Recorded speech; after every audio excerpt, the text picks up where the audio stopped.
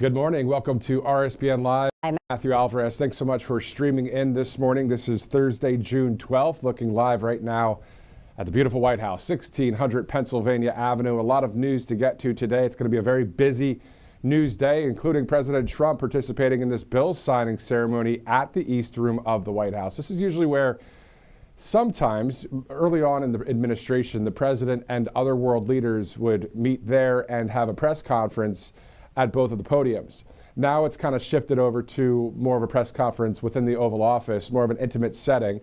But still, the East Room, a great room, of course. I've seen so many world leaders there. The president has spoken there a number of times, of course, over the years. And also today, he'll be participating in yet another bill signing. Specifics as to the bill at this point, not sure. So we're going to watch it together. We'll see news unfold. But we're so thankful you're choosing Right Side Broadcasting Network, wherever you're watching right now, including, of course, on Rumble, a great live streaming site there, and so many places to watch, but Rumble, a great spot to follow our channel on there.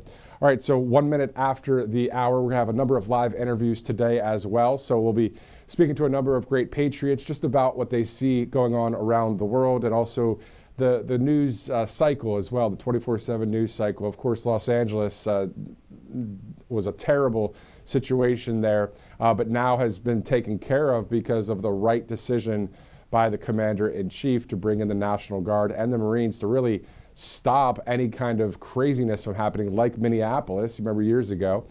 So that being taken care of in the right way. And then we saw some videos from last night in the Big Apple in New York City.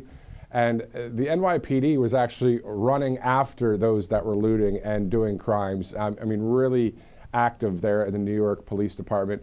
Of course, a shout out to all law enforcement from LA to New York and everyone that is on the right side of history doing the right things for the American people. We love you and thank you for what you do for us, including, of course, our great military. We have a video from the White House, which we'll show a little bit later. Regarding the specifics of the Fort Bragg event on Tuesday, just a great highlight video that we'll show you here on Right Side. So again, it's going to be another great day of news, and we're going to bring it to you right here live on Right Side Broadcasting Network, as we are now 48 hours away from June 14th. Of course, Patriot Day in America, where our U.S. Army is celebrating its 250th celebration anniversary, that grand parade, President Trump holding that in Washington, D.C. Of course, a lot of great people going to be there. So there are some counter so-called protests that will happen. I've seen a number of those, just a few, but those will be outside of the parade area. And also, as long as it's peaceful protests, then that's a beautiful thing. It's a constitutional right to do that. Once it crosses the line, which we all know and see and saw what it was like in LA and other times where people decide to loot or throw rocks or cause damage or injure or throw fireworks at law enforcement. If it gets like that, well, then there's kind of the armies like right there, but also the National Guard could be called in. You've got, police and law enforcement around the area. So hopefully it's just a peaceful day and a great celebration for our country, because no matter what, here's the thing.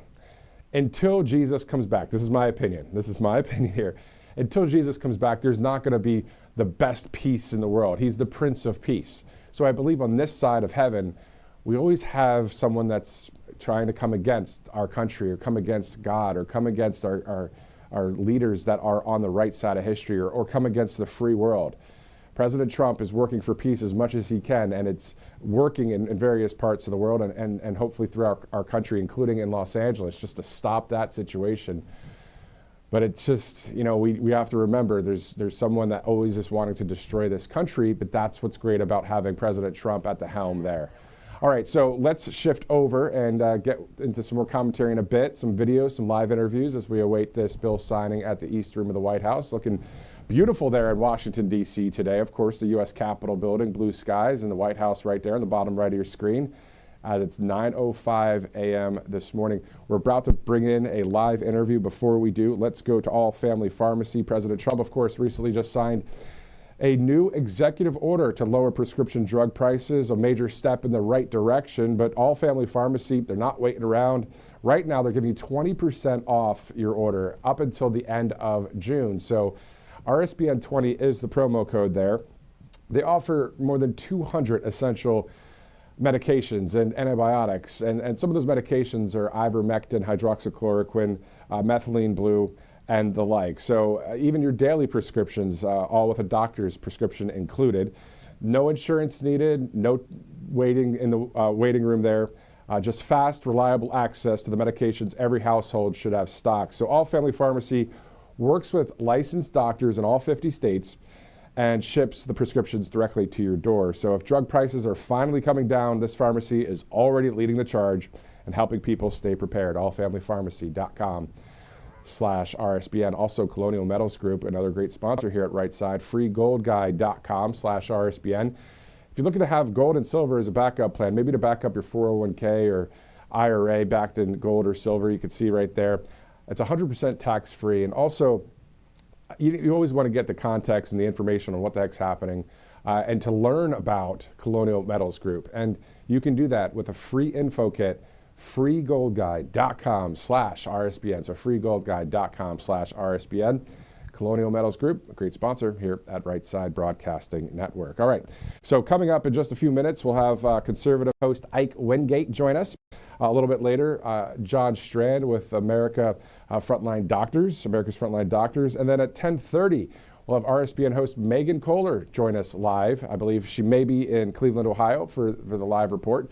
So we'll hear from three great Patriots there. We also have some other interview requests out there, so we'll see what comes through during this 2-hour block until we get to see the president, which will be at about 11 a.m. from the East Room of the White House, again, for a bill signing. So looking forward to seeing that. In the meantime, as we await some of our live interviews, let's go to a video that really highlights Fort Bragg the other day and the president's speech. This is from the White House. This is a video that was posted within that 24/7 news cycle. So let's take a look.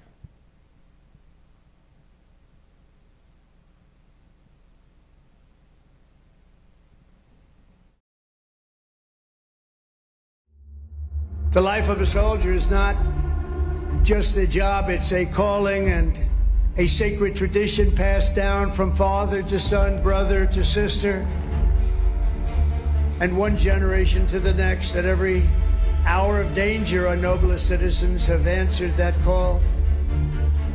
Time and again, our enemies have learned that if you dare to threaten the American people, American soldier will chase you down, crush you, and cast you into oblivion.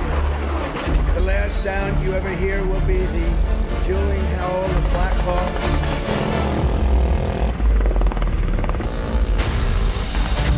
Thunderous boom of artillery fire,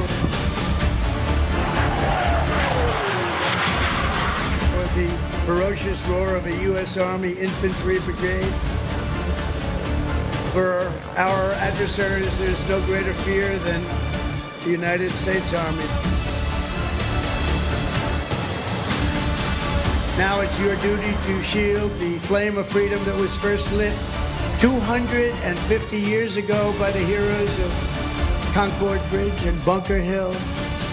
Standing before you today, I am more confident than ever that in the days ahead and every generation to come, the U.S. Army will heap glory upon glory.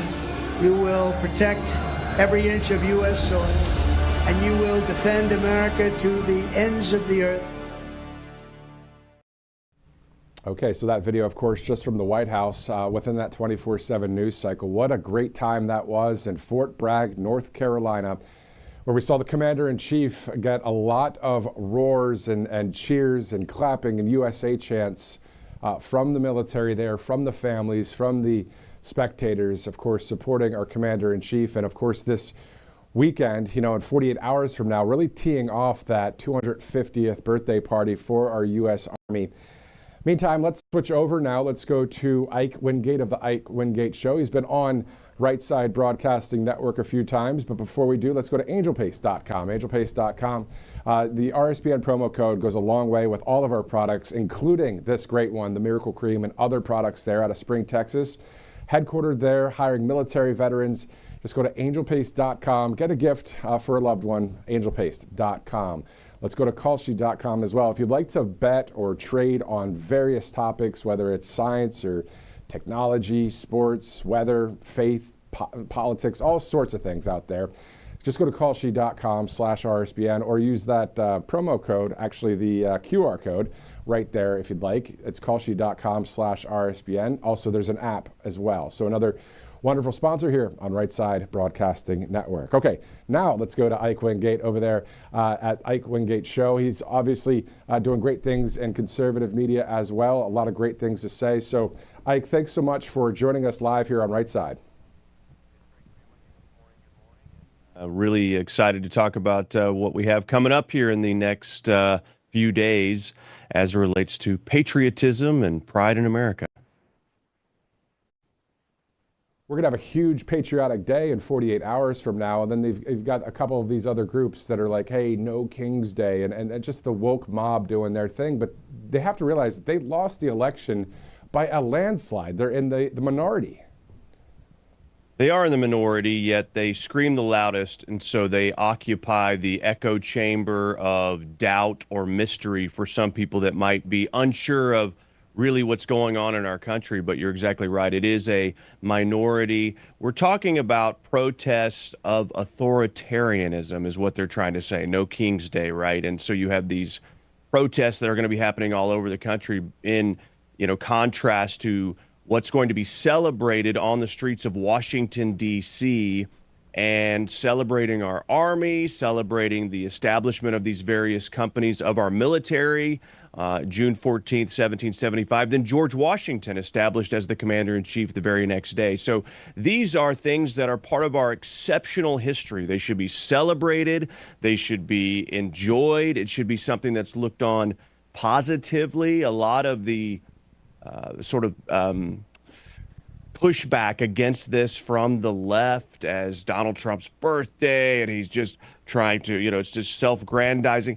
This was in the works before Donald Trump ever became president. So everyone needs to be reminded of that. Now, of course, Trump put the normal showman pizzazz on it to make it better than it was going to be. But this is something that all Americans should be able to celebrate. This shouldn't be something that's being protested, certainly not paid for, across cities all over our country. Exactly. And we'll have our camera crew there in Washington, D.C., and our RSBN host, Robert McNeely, will be there live for that coverage on June 14th. Let's talk about that a little bit more, Ike, when it comes to the fact that this woke mob that's out there, they don't like strength. And you can have strength and be on the right side of history. They like weakness and chaos and losing. That's just what it looks like. Yeah, they've somehow created this alternative reality where you're not allowed to uphold law and order. You're not allowed to have strength.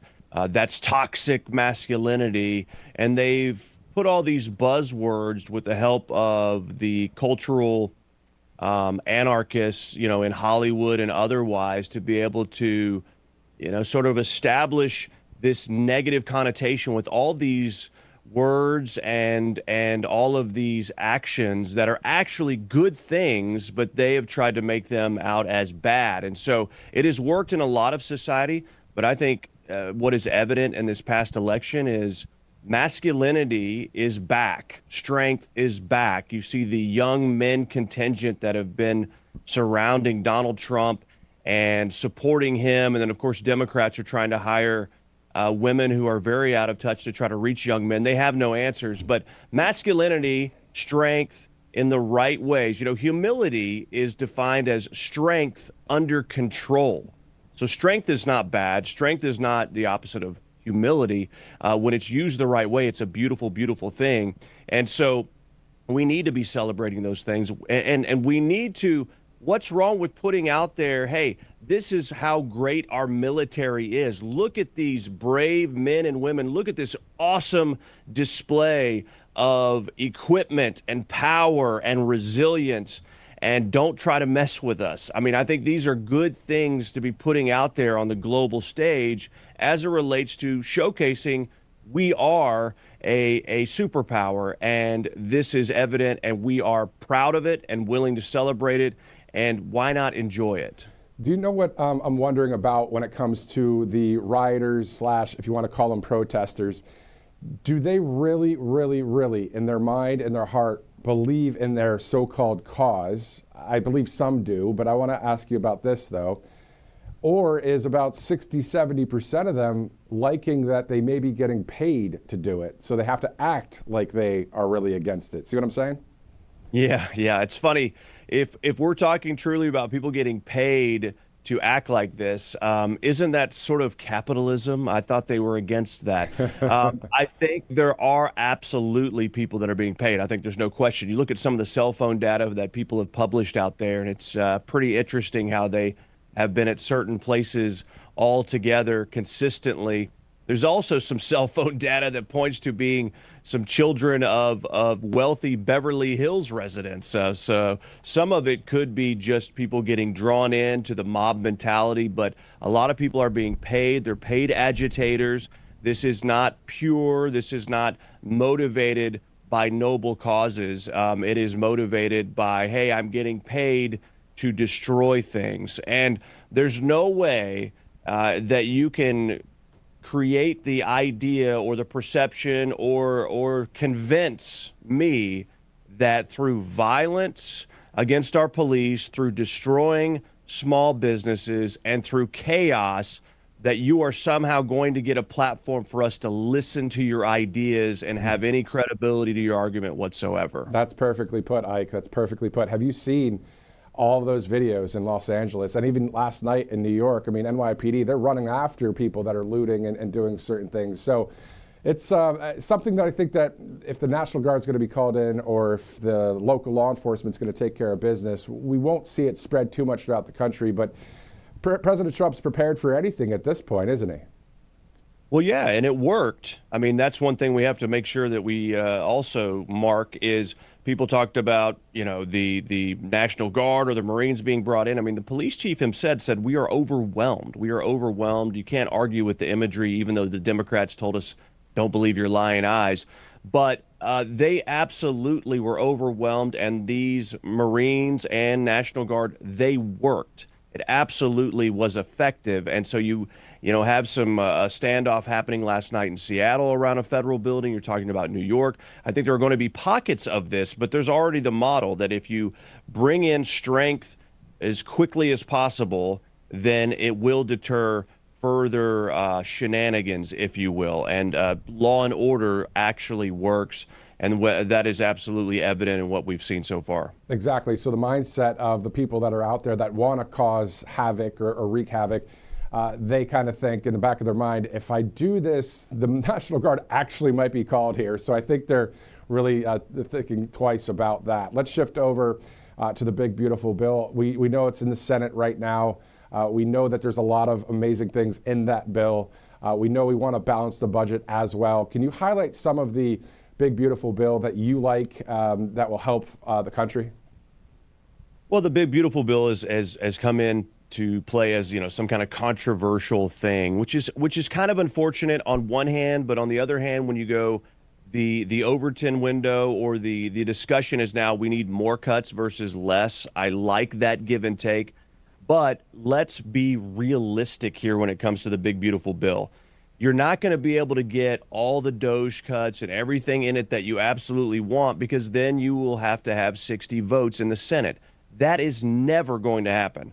And I've had arguments or discussions with people online and back and forth. It's idealism versus realism. So the no tax on tips, the no tax on overtime, the tax cuts in general, that is what we need to focus on. That is absolutely what we need for this economy. If we do not do it, then taxes go up incredibly into next year. We can't have that. And so let's focus on what we can control at this point, and that is you can get the 50 votes as the bill sits. It doesn't mean it's perfect. It's not the big, beautiful, perfect bill or something like Donald Trump might say. It's the big, beautiful bill. It's not going to be something that, it's not going to be everything that everyone wants, but pass it now, then tack on the rescissions layers over and over and over to cut that spending now and in the future. But the tax cuts are absolutely something that we have to have, and they're going to be good for our country. And it's just going to be the next piece in the puzzle of creating this robust economy. And really bolsters the whole thing when it comes to ICE and Customs Border Protection and finishing the wall and so many other reasons within that one BBB. All right, so it's 9:20 Thursday, June 12th. This is Ike Wingate joining us live here on Right Side Broadcasting Network. Today, the president's going to be signing a bill, participating in that bill signing at the East Room of the White House. So, Ike, we're going to see what that's all about, but, you know, really looking forward to seeing him sign that bill, the big, beautiful bill, into law. Your thoughts just about what the president's been up to over the past 4+ months, and we still have a lot of time left. What else do you think needs to happen other than the promises being fulfilled, right? Yeah, I mean, there's no daylight that sort of happens with this guy as far as between things that are occurring. It's just bam, bam, bam, one thing after another. And so I think Donald Trump has absolutely been effective when it comes to enforcing the border. There's been no question there.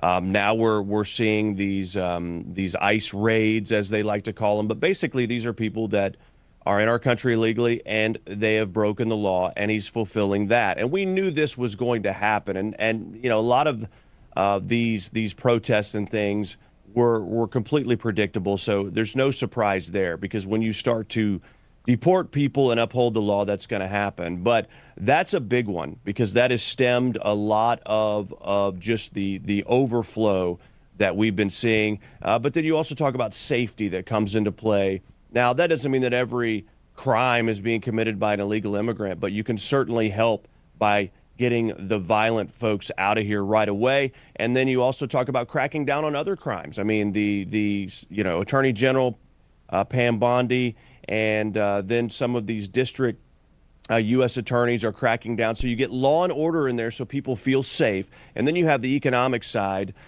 with hopefully these tax cuts happening, the tariff conversation. I'm happy to hear that the conversation with China is coming to a head, because that needs to get worked out, because there are people sort of in a crunch right now that are sort of holding the line. That definitely needs to get worked out. But so you have those things with the economy, and if we could get these tax cuts and then some kind of rate cut, that is going to explode the economy, I think. And of course, that's not Donald Trump's fault or Donald Trump's responsibility. Obviously, the Fed needs to do that. But that's sort of the factor that hasn't happened yet that I think would open up a lot of investor and consumer confidence and help alleviate some pressure inside the real estate markets right now. And so those are things I've been happy to see. We need them to go a little bit further, but they're all on the way. And again, like you said, we're only 4 months in.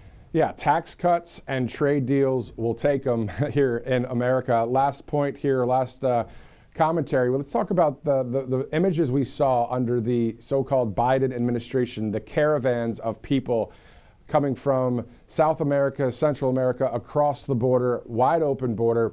And we saw it wasn't just people from those countries in Central America and South America. It was from all over the world. Now, you turn that around, we don't see that happening anymore. But now what we should be seeing is just the reverse out of our country, right? Right. They want the due process to get out of the country. The Democrats do, but there was no due process to get into the country. The Darien Gap, the Chinese and others were smuggling people up through Panama and Latin America. We saw people flooding over the southern border, the northern border, just absolute absurdity, creating chaos. And, you know, it's a long-term play, I believe. You know, they're trying to get the census, which illegal immigrants are counted in the census. That changes the congressional makeup. It changes the electoral college as far as how many ways you can control the electorate. And then, of course, it is part of the globalist agenda. No borders, no sovereign countries. And so this isn't about humanitarian efforts. This isn't about, being kind and being nice. And I see a lot of people fall into that, even people who, are Christians or conservatives in some senses. They feel for these people, which is understandable. But these things were perpetrated and enabled and actually encouraged to happen to deceive and dilute and to ultimately destroy our country. Exactly, and that's what we're seeing in other countries when it comes to mass migration. There's other problems and other border situations around the world. It's not just here, as you know. And if you were going to travel with a group of friends to another country, you'd have to have your visa, your passport, your paperwork. You can't just go in there either, right? So pretty wild to see all of it. Ike, thanks so much again for joining us. Ike Wingate of the Ike Wingate Show. Where can people follow you? They can follow me on X at Ike Wingate. That's Ike, IKEWINGATE. And they can also go to IkeReport.com for all my socials and my Substack. Awesome. Ike, thanks so much for joining us on Right Side. Thanks, Matthew. Definitely.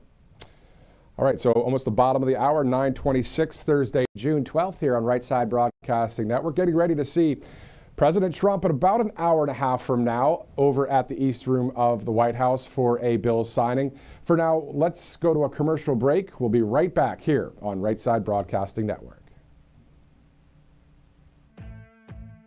Welcome to Right Side Broadcasting Network, your trusted conservative news outlet.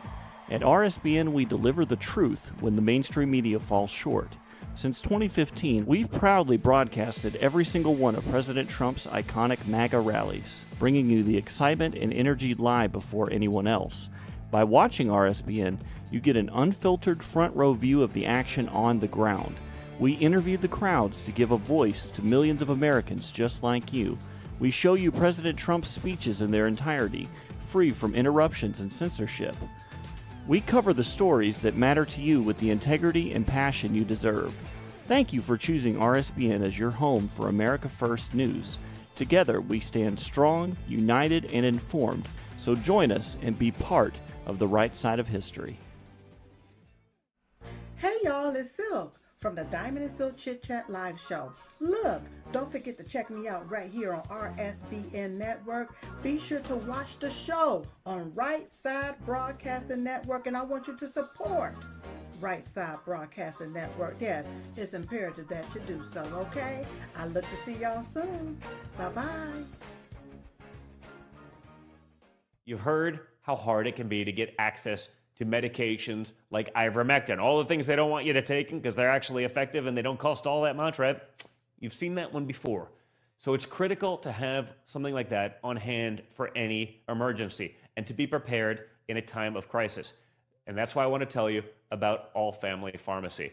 They're cutting through the nonsense and they make it easy to get hard to find medications when you need them most. They'll provide the prescription, no hoops to jump through, no waiting room, no hassle, and they deliver it right to your door. All Family Pharma even lets you order in bulk so you can stay ahead of the curve. Head over to allfamilypharmacy.com for 10% off your first order. Again, allfamilypharmacy.com. It's simple. Get the 10% savings. Be prepared.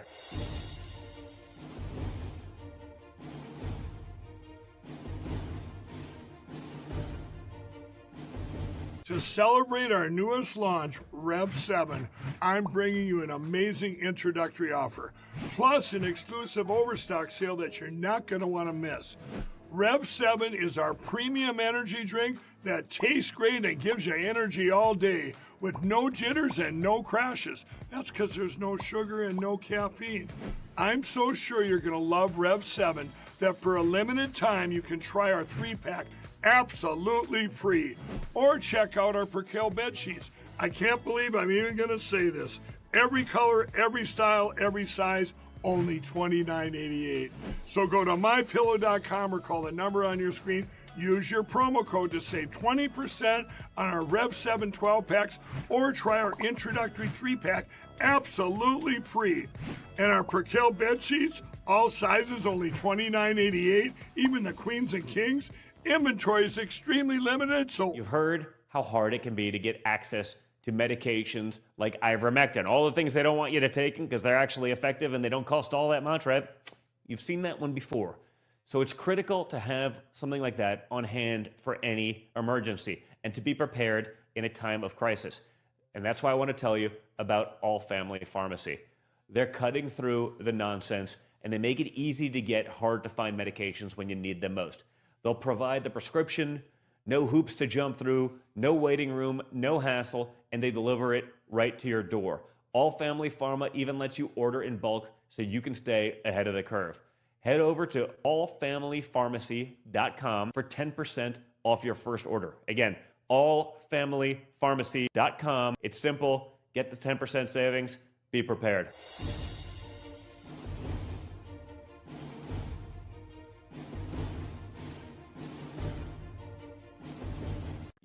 I'm Elmer Heinrich, the 91-year-old formulator of Immuno 150, an incredible nutritional supplement. There's nothing like it. Now, Immuno 150 is different because it contains 7...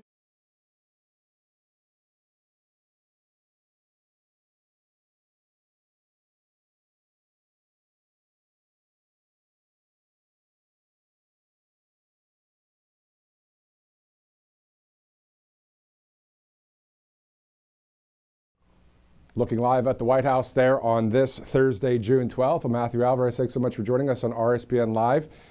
A lot of news to get to today, seeing that Carolyn Levitt is saying on X from an article there that the president will sign resolutions nixing California electric vehicle rules. So now we know in about an hour and a half from now, the president will be talking about EVs and California and these rules, and we'll see what specifically he'll say coming up in about an hour and a half from now. So that news just into the RSBN newsroom. And that is through, of course, just seeing a post on X from Carolyn Levitt talking about the specifics on this. And I do want to cite the article that she did post just to give credit where credit's due on that.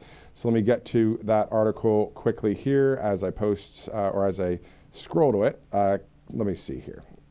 For some reason, can't find it right now. So let me do this. I'll do it live. Ready? I'm going to find it here in just a second. Trying to find the actual post that I just looked at. Just doing it live because sometimes you have to keep it going here, and got to have the accuracy. And I think the accuracy is worth the maybe the awkward pause for a second, you know what I mean?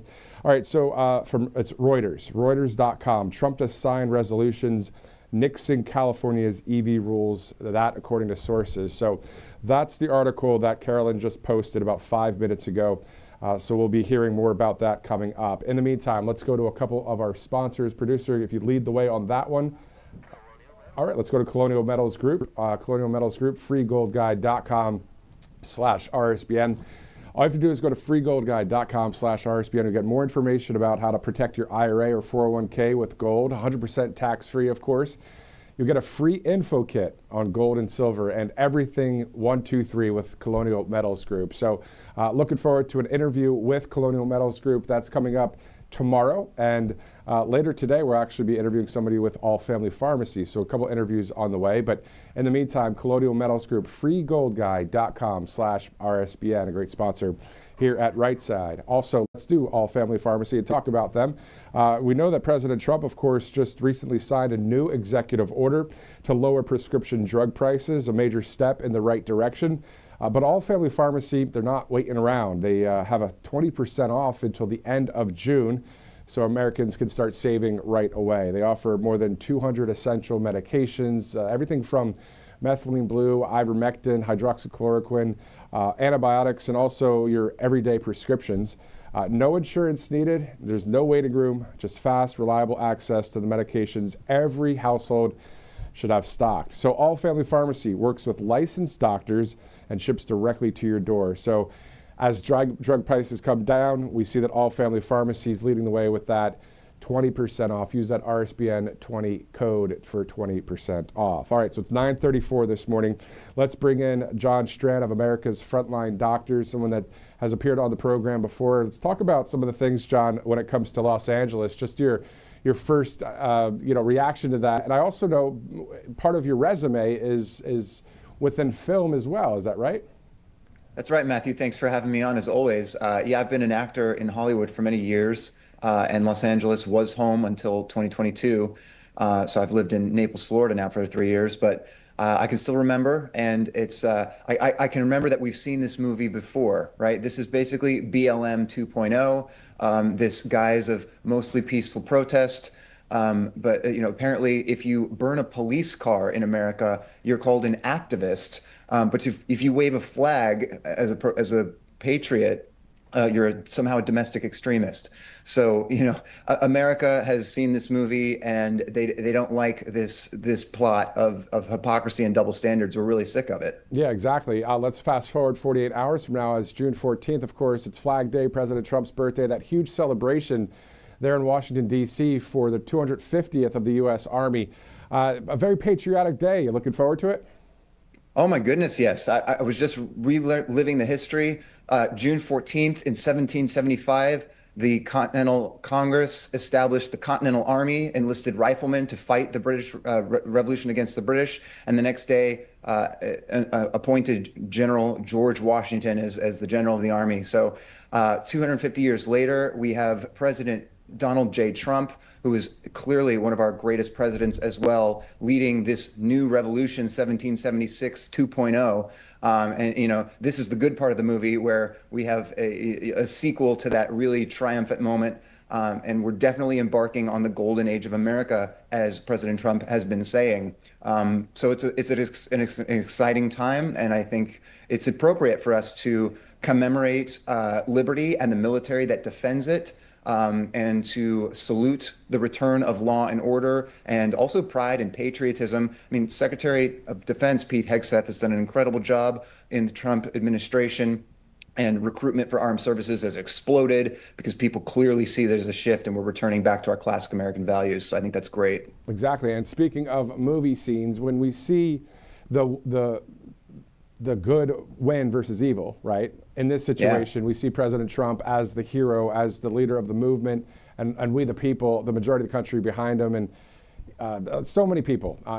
But what we haven't seen too much of let's talk about movies here. At the end of the movie, you see the bad guys in cuffs going in the back of police cars. We really haven't seen that part of the movie yet. And though that's an analogy, there are people, including myself, including you, I believe, that are saying those that did break the actual law over the past 4 years, or however far back we want to go, there has to be some arrests, right? Oh, absolutely. And I don't think we should let this drag on too long. In a movie or in a story, there is an appropriate time for certain events to take place. And if you miss those time frames, you're going to get it wrong. You're not going to have a good result. I absolutely think it's incredibly important that the American people see perpetrators in handcuffs. They need to see that. It's an important symbol, but it's also a solid step in the right direction of actually restoring law and order and true justice under law. No one is above the law, as the left loves to say, but also loves to violate, and the hypocrisy is just too much. So yeah, we need, I just commented today about the disparity in Congress, for example.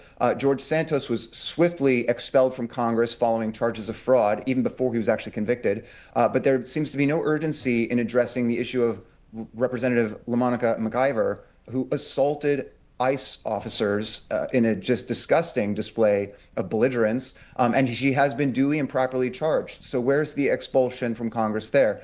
We're looking for equality under law. We're looking for fairness. This is a classic American value. It's instinctive to us. We know when something's unfair, and we're tired of it. So we want to see fairness, and we want to see justice, and we do need to see some handcuffs. Yeah, I mean, justice being served, law and order, we all want that in this country, especially the majority of the country.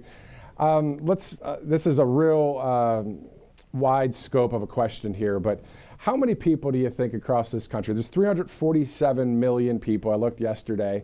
Many, are still young, and they're not even watching the news and that kind of thing. But I'm talking about maybe 300 million people. Out of those 300 million people, how many are on the side of President Trump when it comes to law and order in Los Angeles? I'm thinking at least 200 million. Yeah, first of all, in that number, there's at least 20 or so million that are illegal aliens that have been flooded through the country at the behest of a very corrupt Democrat Party, specifically to import Democrat voters and really to undermine the rule of law and the structure of a constitutional republic that we've been blessed to live under for 250 years. So this is an invasion and a subversion of our republic in a very overt sense. I think to your question, of course, the vast majority of people clearly support law and order. They clearly support President Trump's administration and his agenda of mass deportations to restore American sovereignty. If you don't have borders, you don't have a country. If you don't have sovereignty, national sovereignty, you do not have a republic. We want a republic. Ben Franklin charged us to keep it, and we plan to do that. So it's important. These riots in LA that are described as mostly peaceful protests, I'm sorry, but burning cars in the street is not protest. It's mob rule, and it's violence, and it is clearly a color revolution, political and social unrest that is being facilitated and manipulated by people in positions of influence and power. I'm looking at the Democrat Party, obviously, right now, and also the money trail with NGOs, USAID, and all of these very corrupt money trails and money sources that are funding this unrest, funding our own demise. It's absolutely insane. It's despicable. It must stop. So we need to put a lot of pressure on Congress specifically to investigate NGOs and get to the bottom of this corrupt money trail. 100%. And it seems like they have a very loud megaphone, but not that many actual people. If you think about it, how many radical extremists are really against our country? We see a few in Washington, D.C. We see some of those that are paying for these protests. We see the woke mob out there. And then we see the mainstream media. Now, outside of that group of people, everyday Democrats are not saying, let's go, think about it. I mean, I'm sure you know Democrats. I know some Democrats out there that just are brought up that way and that's what they believe in, but they're not going out there and throwing rocks at police vehicles. You know what I mean? Yes, the endangered species of the moderate Democrat. They do exist, but it's a shrinking population for sure. And we welcome them into the MAGA tent here in the new Republican Party of old American values and a bright new future. So yeah, we welcome them, but absolutely need to make those distinctions. It is a very loud, vocal, radical fringe element of the left that is driving this violence and making it look disproportionate. But you know what, Matthew, tyranny advances in silence. So the only thing necessary for evil to win is for good men to play it safe. Good men cannot play it safe on the sidelines. Good men must step to the front lines, use their voice, exercise uncomfortable courage, which means doing what you know is right, even when you know it's going to cost you. It might cost you some acceptance. It might cost you some Instagram likes. It might cost you some tension in your workplace. Whatever the case may be, you need to look at yourself in the mirror and think through, what do I believe in? What is right and wrong? You were talking about the movie plot line, right? We know there is good and evil. And it's usually pretty obvious what good and evil is. But the left, the Democrat Party, unfortunately, hijacked by corrupt elements that are trying to flip the script. They're always trying to tell you what's good is evil and what's evil is good. This is the heart of the story. This is the climax of the movie, knowing what is good, pursuing it relentlessly, fearlessly with that courage until we triumph. But good men have to step up to the front lines to get that done. I agree with you 100%. That's what President Trump has done. That's what Carolyn Levitt, Stephen Miller, Mike Lindell, yourself, myself, Robert McNeely, RSBN, conservative media, we the people are really stepping up to that plate because we understand what is at stake because we were going down the terrible direction if we would have had the other candidate as the leader of the free world. Yeah. That would have been ridiculous. Last point, John, I just want to really highlight the fact with you, and I really want to hear your opinion on this. People know about what I'm about to ask, but I just really want to really highlight it. The mainstream media, they want to sway public opinion. They just, and this is a bad way to say it, but they get off on swaying the public opinion.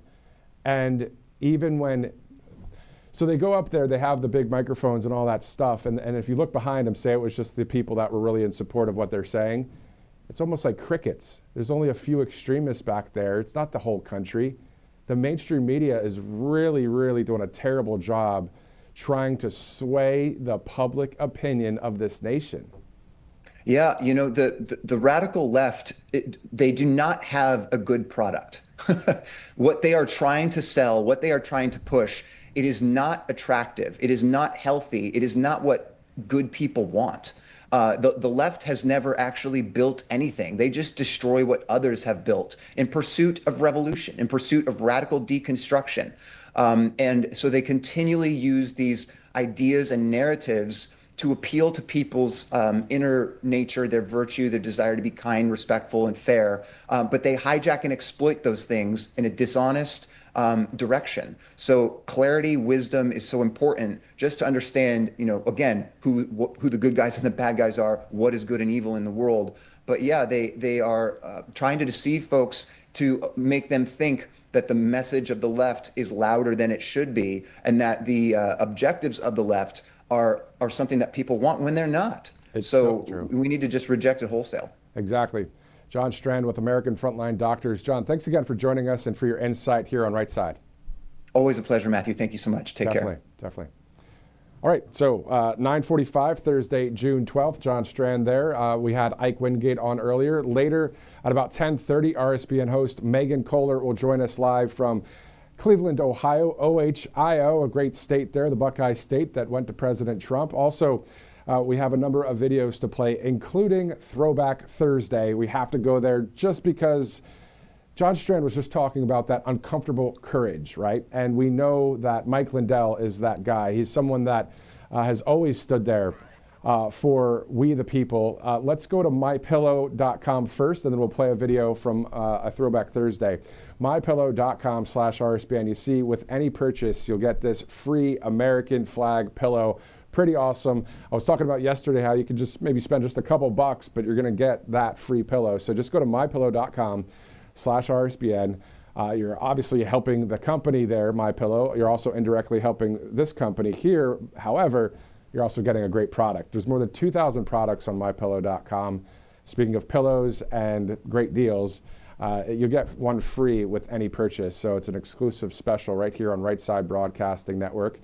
All right, so it is 9:46, Thursday, June 12th. Is there another sponsor, producer? All right, let's go to angelpaste.com out of Spring, Texas. Angelpaste.com, a lot of great products there, including the Miracle Cream. All you have to do is go to angelpaste.com. Check them all out of Spring, Texas. A great sponsor here at Right Side Broadcasting Network. You can experience the miracle at angelpaste.com. Again, they hire military veterans and all of our sponsors here at Right Side Broadcasting Network. Great products, great people, and great patriots. They wouldn't want to be with Right Side Broadcasting Network if they were on the other side of the aisle, but still, glad to have these great sponsors here on Right Side. All right, so it's 9:47, Thursday, June 12th.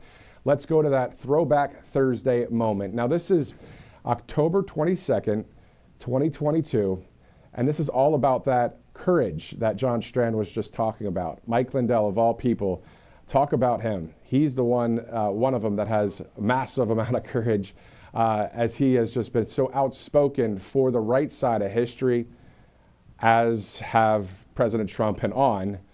Speaking of President Trump, this was actually at a Trump rally, and I was covering it with Right Side Broadcasting Network. I was on the Media Riser. It was the pre-program, and we were awaiting President Trump there in Texas. This is in 2022. And I looked to my right and I saw Mike Lindell. And we interviewed Mike later that night on Right Side. But Mike was just, without other cameras around, maybe a couple of still photographers, was just shaking the hands of the American people. And I saw that and I said, that's a cool moment. So this video you're about to see, I used my iPhone, held it the right way, and recorded it. Take a look.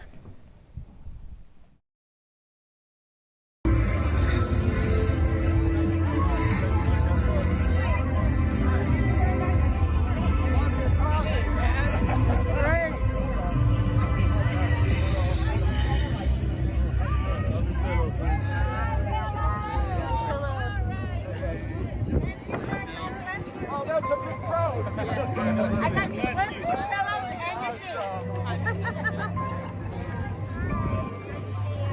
should have brought the pillows. Thank you for what you do. Thank you, sir. Thank you very much.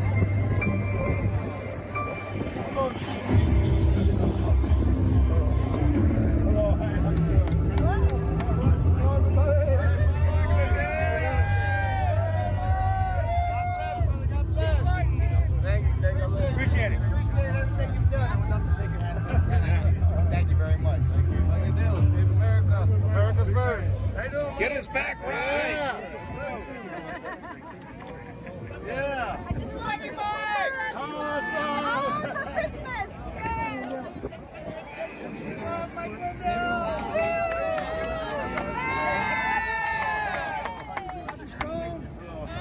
Mike, what's it like to see this amount of love out here? Well, they're looking for hope, you know. I give the glory to the Lord. God bless me with a big platform, but it's everybody's platform.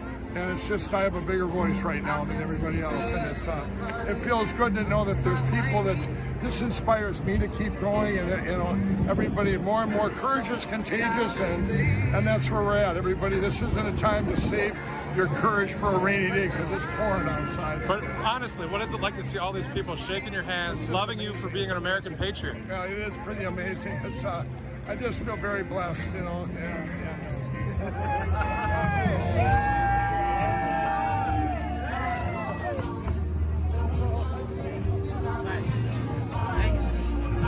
People are looking for hope, and we are going to get our elections back instead of selections. We will get rid of these voting machines. Everybody knows what I'm standing for. We have to get rid of the electronic voting machine, or we're going to lose our country.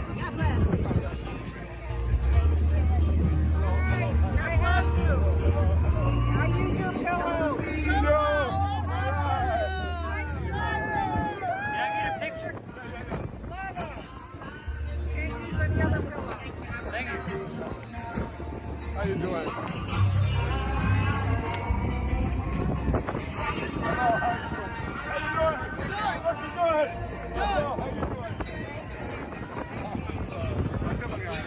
You guys, how are you going to see the stage back here? God bless you, Mike. God bless you.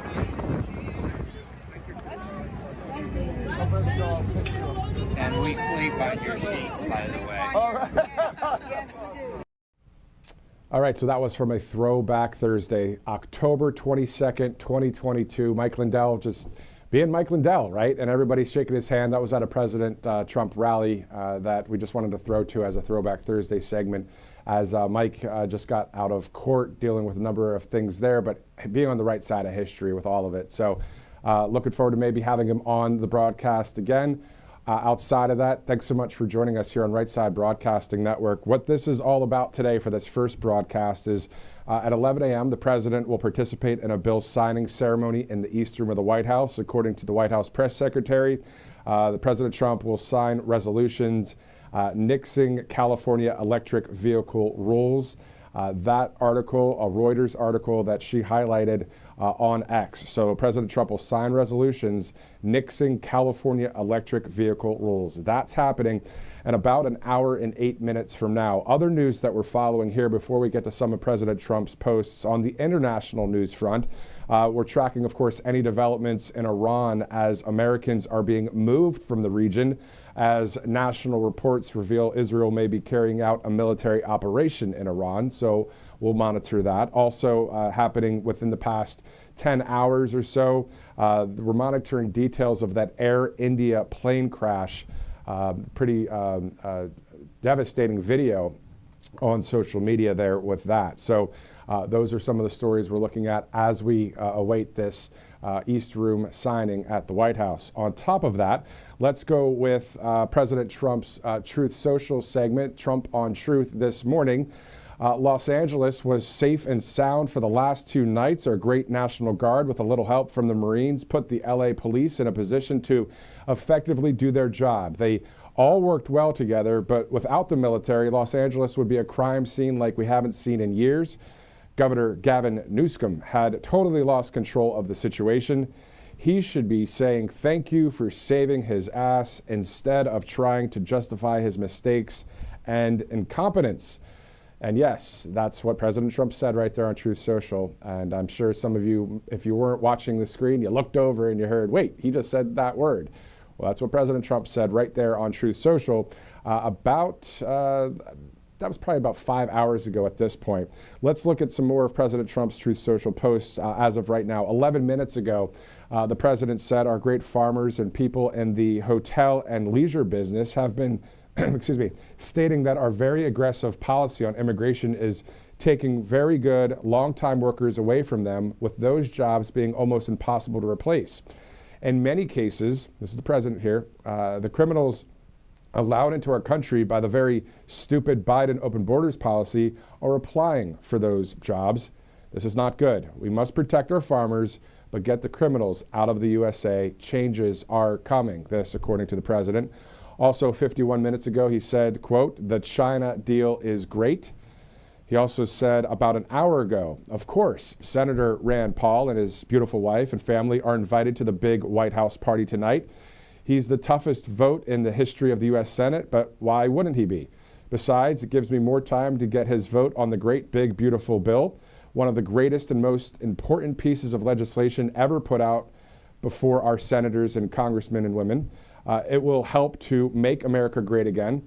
I look forward to seeing Rand. The party will be great. Apparently, Rand Paul said he was uninvited to this White House picnic.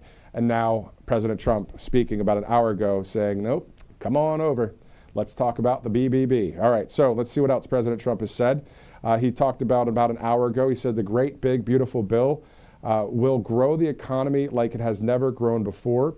At the same time, it is cutting expenses by $1.6 trillion. It puts our country on the right track. Plus, make America great again. All right, so that from the president as we're approaching the top of the hour, 9:56 Eastern time. Looking forward to tonight at 6 p.m. Eastern. Actually, it's at 5 p.m. Eastern, is The Voice of Reason with Robert McNeely. That show debuting tonight, but we also have a lot of other coverage as well outside of that debut show. So a lot of coverage to watch later today right here on Right Side Broadcasting Network. All right, let's go to the Voice of Reason graphic, actually. There it is. So you see it right there, the Voice of Reason with Robert McNeely. So that'll be, again, airing tonight at 5 o'clock at the debut show tonight. You also see Robert doing some RSBN Live coverage a bit later today. And a trifecta of sorts, you'll see him on Saturday in Washington, D.C. at the event there for the 250th Army celebration. So a lot of travel for Robert, a lot of great things happening there, especially with this show, and also, of course, covering the news here at the desk as well. So looking forward to all of that as it's getting close to the top of the hour here, 9:57 this morning. Why don't we take a commercial break? We'll be right back here on Right Side Broadcasting Network. Welcome to Right Side Broadcasting Network, your trusted conservative news outlet. At RSBN, we deliver the truth when the mainstream media falls short. Since 2015, we've proudly broadcasted every single one of President Trump's iconic MAGA rallies, bringing you the excitement and energy live before anyone else. By watching RSBN, you get an unfiltered front-row view of the action on the ground. We interview the crowds to give a voice to millions of Americans just like you. We show you President Trump's speeches in their entirety, free from interruptions and censorship. We cover the stories that matter to you with the integrity and passion you deserve. Thank you for choosing RSBN as your home for America First News. Together, we stand strong, united, and informed. So join us and be part of the right side of history. Hey y'all, it's Silk from the Diamond and Silk Chit Chat Live Show. Look, don't forget to check me out right here on RSBN Network. Be sure to watch the show on Right Side Broadcasting Network, and I want you to support Right Side Broadcasting Network. Yes, it's imperative that you do so, okay?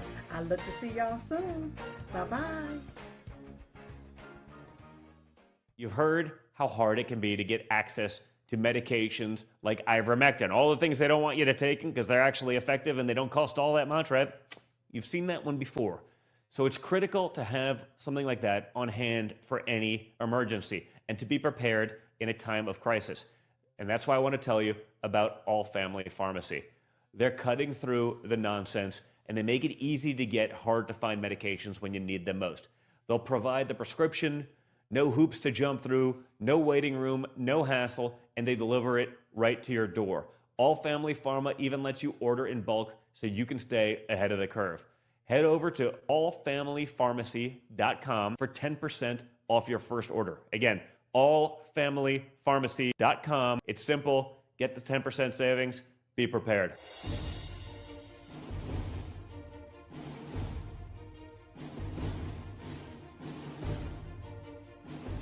To celebrate our newest launch, Rev 7, I'm bringing you an amazing introductory offer, plus an exclusive overstock sale that you're not going to want to miss.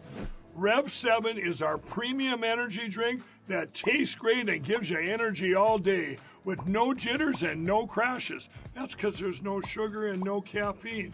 I'm so sure you're going to love Rev 7 that for a limited time you can try our 3-pack absolutely free.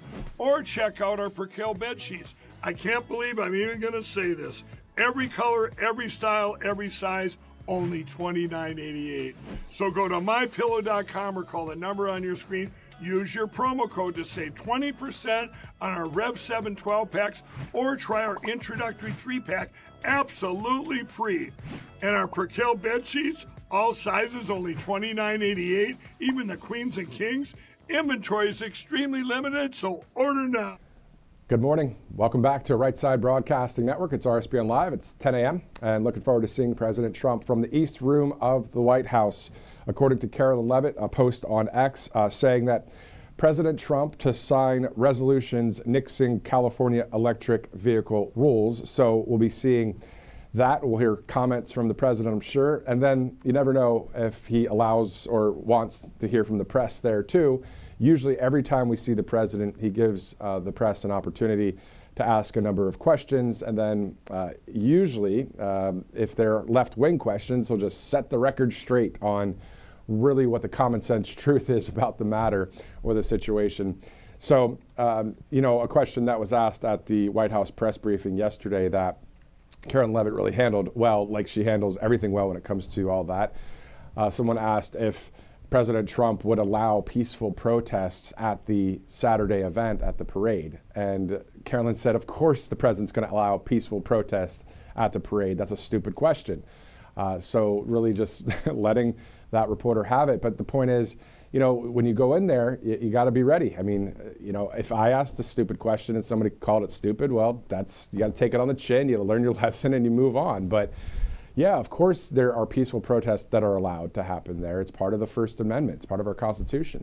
It's when the line is crossed, as we all know. It's common sense stuff. It's like sometimes we always say, preaching to the choir. Well, it's because it's common sense, and it's hard to sometimes get into some really, just confusing kind of narrative. It would be so boring to be on the side of confusing narratives that are out there that are trying to lie to the people. It's just something that we don't want anymore. We have been lied to for so many years from the mainstream media.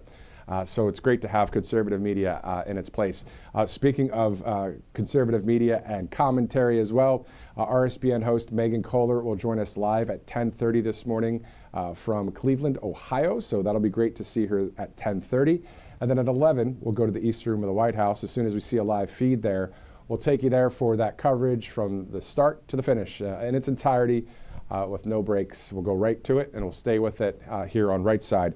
All right, so the other day, of course, on Tuesday in Fort Bragg, North Carolina, President Trump delivered a great speech there. I still am almost laughing at how he did the Trump dance and the crowd just reacting in such a way and cheering loudly as he just kept doing the dance. But let's go to a White House video that was posted just recently about the Fort Bragg visit by our Commander-in-Chief. Let's take a look.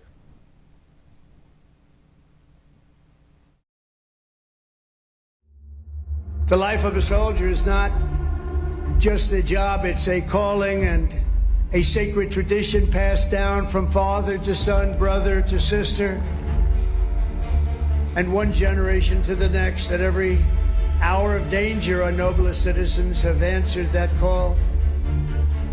Time and again, our enemies have learned that if you dare to threaten the American people, American soldier will chase you down, crush you, and cast you into oblivion. The last sound you ever hear will be the chilling howl of Black Hawks.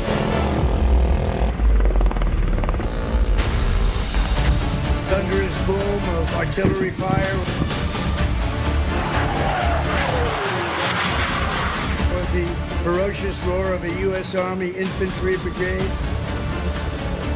For our adversaries, there's no greater fear than the United States Army.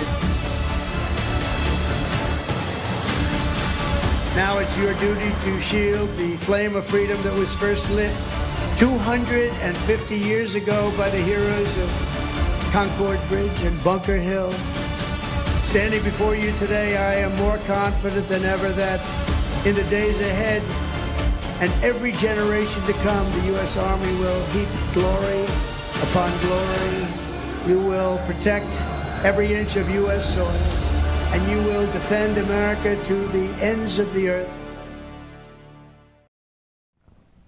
Great time there on Tuesday. Also some breaking news into RSBN right now. We're seeing a report from the Gateway Pundit developing. The FBI has arrested the driver who went viral for delivering bionic shield face masks to LA rioters in early morning sting. So if you guys remember, if you've been paying attention to like various videos out there, there was a scene of a man on the back of the pickup truck with boxes handing out all this stuff, all this equipment to the rioters. Well, the FBI has found him and has arrested him. There's a photo there on the Gateway Pundit and also on disclosed.tv of the man in handcuffs in the back of a police car. So again, for those of you just joining us, the Gateway Pundit reporting that specifically the FBI has arrested the driver who went viral for delivering bionic shield face masks to LA rioters in early morning sting. Now, I was talking about this specifically yesterday with America First Policy Institute's Carla Sands about that video. And we were talking about how, can you believe it? Like, did he just go to some store like Walmart or something and buy this all for kicks? You know, was this his money he was spending? You know, maybe this is the investigation to lead to who has paid for some of these protests that are happening out there. And can get the paper trail or any kind of digital trail to anybody that's involved with that. Because if you didn't catch some of our other interviews at the top of the broadcast, we were talking about the specifics of this woke mob or the people that we see out there that don't really peaceful protest. They're there to riot or they're there to do things that are terrible. Nothing against peaceful protesting. Of course, I can do peaceful protesting. Anybody can, right? But when it crosses that line, and it was the specifics on how passionate really are these people about the ICE deportations, you know, their mind, their heart. How passionate really are they? Or are they being paid to be passionate? Are they being paid to show that they're upset at what's going on? That's I think a really good question. You know, I know there are some reporters that are out there that interview various protesters and that kind of thing.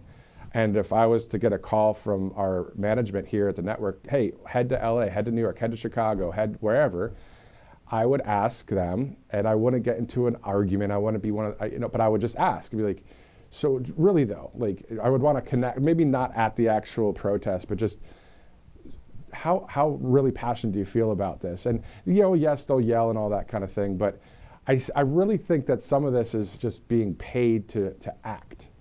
Paid to act. Not really, you know, if you look at maybe if you really did a focus or an investigation, or just if they just allowed you to talk to them about maybe what they do on their downtime other than riot or other than do what they're doing out there. Do they have a job somewhere? Really, who is that person? So I'm wondering how much of this is paid versus how much of people that are really just so brainwashed that they're out there doing this crazy stuff. They were doing it. Now that the National Guard's there, it's not happening so much. But I'm just curious, you know, it's just kind of that investigative juices that we have as journalists sometimes. You just want to know, why is it happening? Anyway, so great to see that we'll see the president here in about an hour from now. RSBN host Megan Kohler will join us as well at 10:30, so we're looking forward to that. Let's go to All Family Pharmacy in the meantime, one of our great sponsors here at Right Side Broadcasting Network. President Trump just recently signed a new executive order to lower those prescription drug prices. So it's a major step in the right direction. But All Family Pharmacy, they're not waiting around. They already are dropping their prices 20% off up until the end of this month, June 30th. So use that RSBN promo code, RSBN20, for that 20% off. They offer more than 200 essential medications, everything from ivermectin to hydroxychloroquine to methylene blue and other antibiotics as well. Your everyday prescriptions as well. So they offer the situation where it says, hey, you know what? You don't need to have insurance. You don't need to go to a waiting room. You can get fast, reliable access to the medications every household should have stocked. So All Family Pharmacy works with licensed doctors all across the country.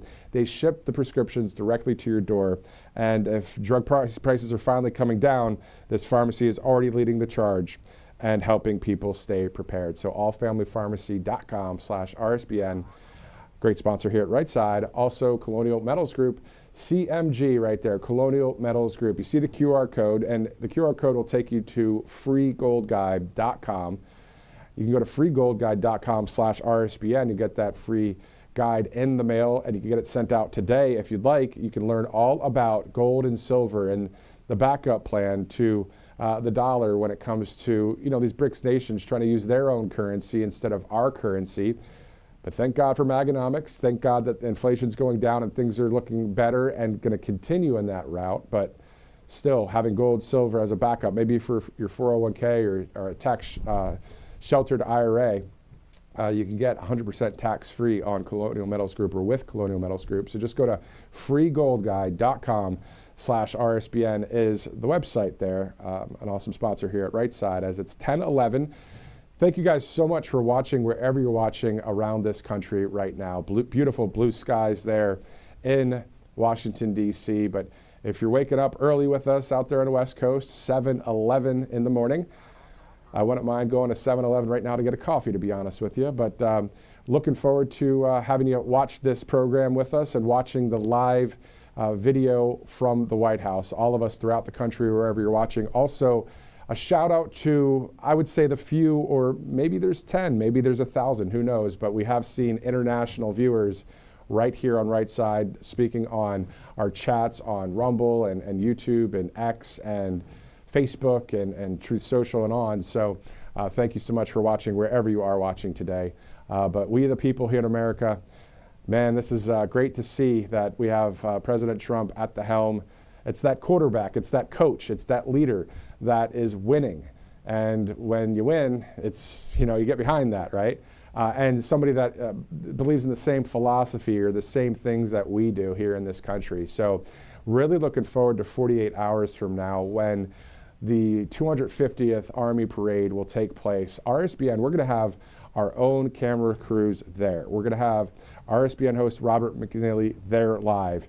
So catch all of that live programming right here on Right Side. I did see an article in Variety magazine. I only saw it because some great patriot on X was posting about it, saying that the major networks aren't really going to cover too much of the parade.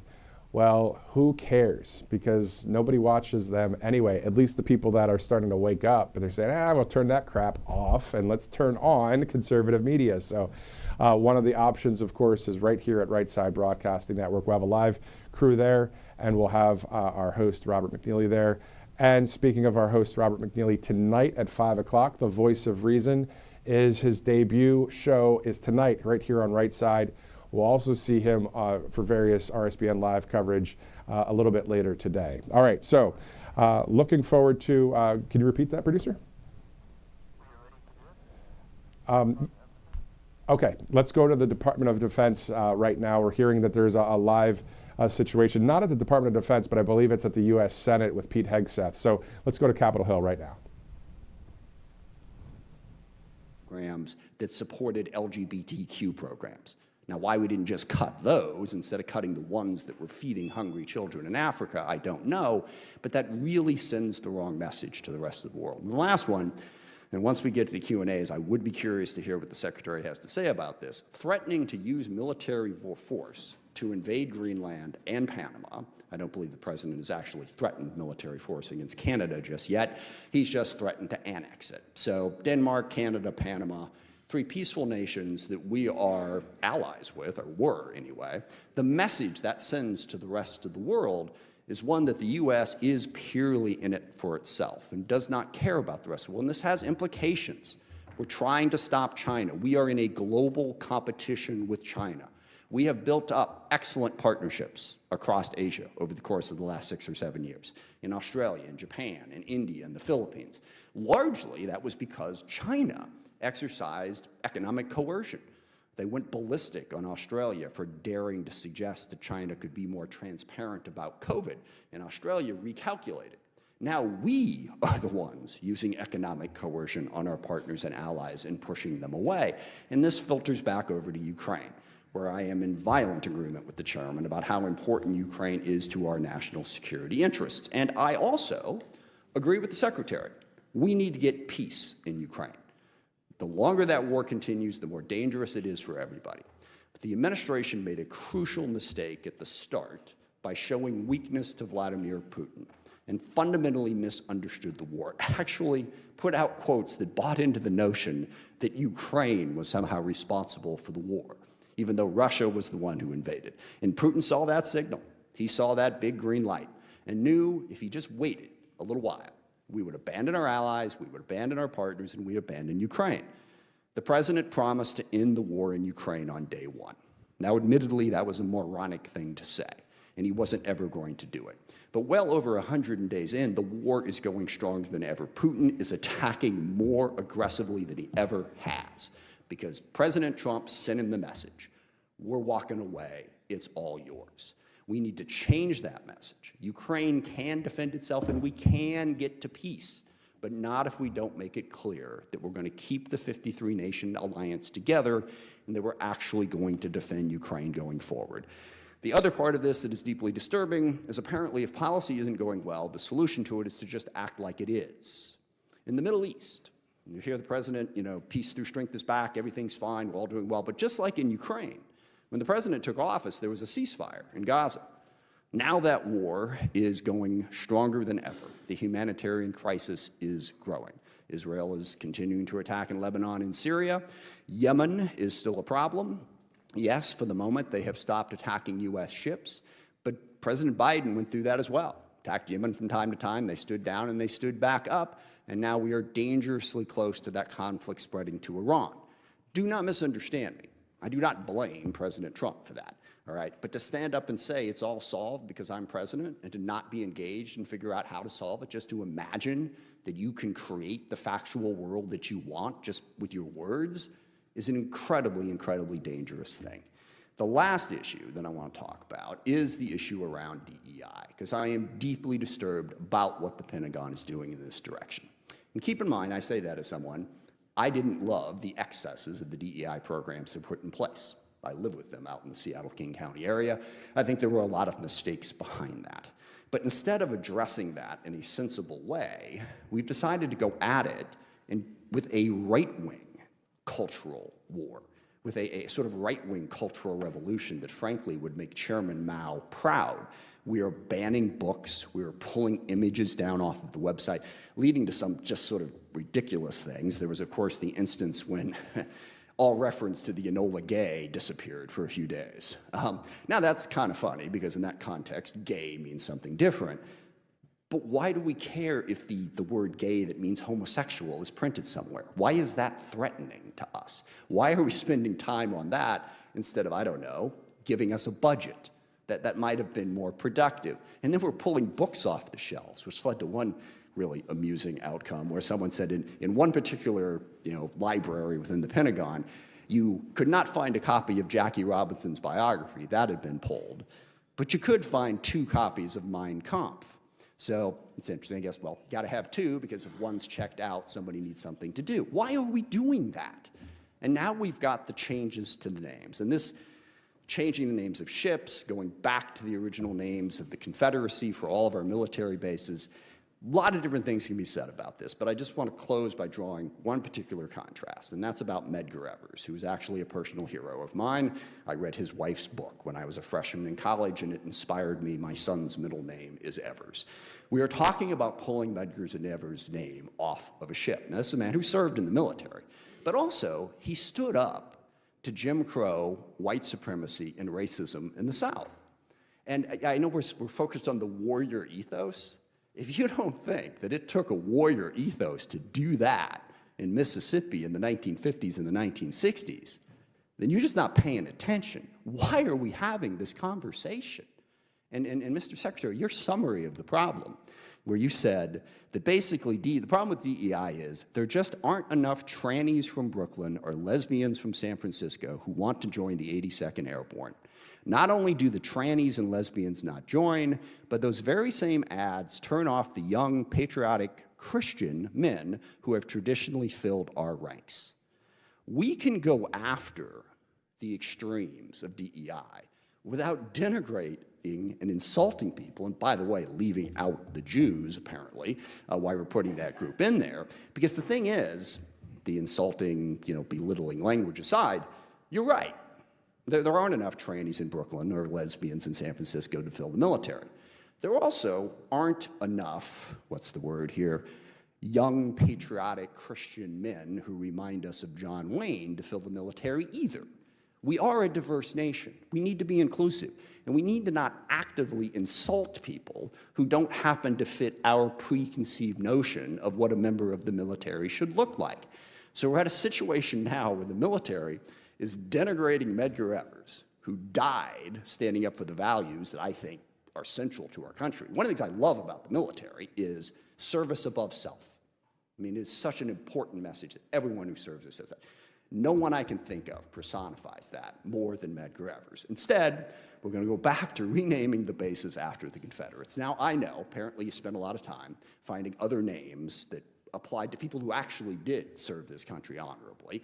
But President Trump, just was it yesterday, 2 days ago now, down at Fort Bragg, when he blatantly politicized the United States military, sort of, as they like to say, said the quiet part out loud, that those bases are being renamed for the Confederates. So we honor white supremacist, slave-owning insurrectionists who lost, by the way, they're losers, instead of Medgar Evers. Can we please just stop and get back to the business of treating everybody equally and with respect? A fear of a left-wing cultural revolution is not solved by launching a right-wing cultural revolution. Thank you, Mr. Chairman. I yield back. I thank the ranking member. And now I'd like to introduce our witnesses, all before us for the first time. General Kane, have you been before the committee before? No, sir. I didn't think so. Well, welcome. Glad to have you. First, we have the Honorable Pete Hegseth, Secretary of Defense. We have General Dan Kane, Chairman of the Joint Chiefs. And accompanying our witnesses is Ms. Bryn McDonald, Acting DOD Comptroller, who is here to assist in answering our questions. Welcome. First, we'll start with you, Ms. Secretary. You're recognized. Well, Mr. Chairman, ranking member, distinguished members of the committee, thank you for the opportunity to testify in full support of President Trump's proposed fiscal year 2026 budget for the Department of Defense. I'm honored to testify today alongside General Dan Kane, Chairman of the Joint Chiefs of Staff, and Bryn McDonald, who's performing the duties of DOD's Comptroller and Chief Financial Officer. We are very proud to represent and serve our warriors and their families. And today, as they do every day, they're keeping America safe. They're defending our homeland. They're standing up to communist China. They're working hand in glove with our allies and partners. They are achieving peace through strength. I'd like to start today by thanking this committee and Congress for your bipartisan leadership to give our troops a big pay raise in 2025. This included an additional 10.5% raise for our junior enlisted service members, E1 to E4. Thank you also for supporting other initiatives that improve the quality of life for our warriors and their families. With a focus on our troops and their loved ones, we have directed additional actions that will further improve their quality of life. These include making historic investments in this budget to improve living conditions in barracks and base housing, reforming the PCS process to reduce the cost and stress of moves for military families, and improving the quality of the care provided by our defense healthcare system. The best part of our job is meeting and interacting with troops and their families. We hear their concerns. I know how it feels to face these challenges. I've been there recently. Each of these initiatives responds to feedback we have received from the force. We will keep listening and keep looking for ways to improve their quality of life. Under President Trump's leadership, this budget puts America first and gives our warriors what they need. The $961 billion budget request, more than $1 trillion in total for national security, ends 4 years of chronic underinvestment in our military. Now, as is customary with first-year administration budget releases, additional time was necessary to implement this president's initiatives. In the last 4 months, we've moved quickly to reverse course after 4 years of weakness and mismanagement. In that 8% exercise, we found nearly $30 billion in savings across the department, which we reinvested. We killed wasteful programs, targeted bureaucratic excess, and redirected funding from Biden-era priorities to President Trump's priorities. Working with the Department of Homeland Security, we have increased border security. We reduced China's malign influence in our hemisphere. We defended freedom of navigation in the Red Sea. However, we still have a lot of work ahead of us to achieve peace through strength, a lot of deferred maintenance to catch up on. To carry out the president's mission, we have set 3 priorities for the department: restore the warrior ethos, rebuild our military, and reestablish deterrence. First, we are restoring the warrior ethos. President Trump charged me to focus relentlessly on warfighting, lethality, meritocracy, standards, and readiness, and that is exactly what we've done since day one. We are refocusing on what is truly important, which is warfighting and our warriors, sweeping away distractions and bureaucracy. We are setting standards that are high, equal, and unwavering. DEI is dead. We replaced it with a colorblind, gender-neutral, merit-based approach. Our force is responding incredibly to these changes. Because of President Trump and his America First priorities, recruitment and retention under this administration are higher than they've been in decades. Historic numbers of young Americans are putting on the uniform and raising their right hand because they believe in the leadership they see. This budget provides a historic level of funding for military readiness, putting our warfighters and their needs first.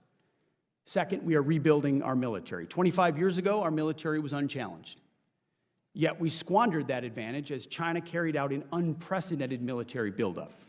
President Trump, as he did in his first term, is correcting those mistakes. And we're doing this by, as was mentioned multiple times, reviving our defense industrial base, reforming our acquisitions process and working with Congress to do so, and rapidly fielding emerging technologies and new weapons so our warfighters can meet the challenges of an evolving nature of warfare.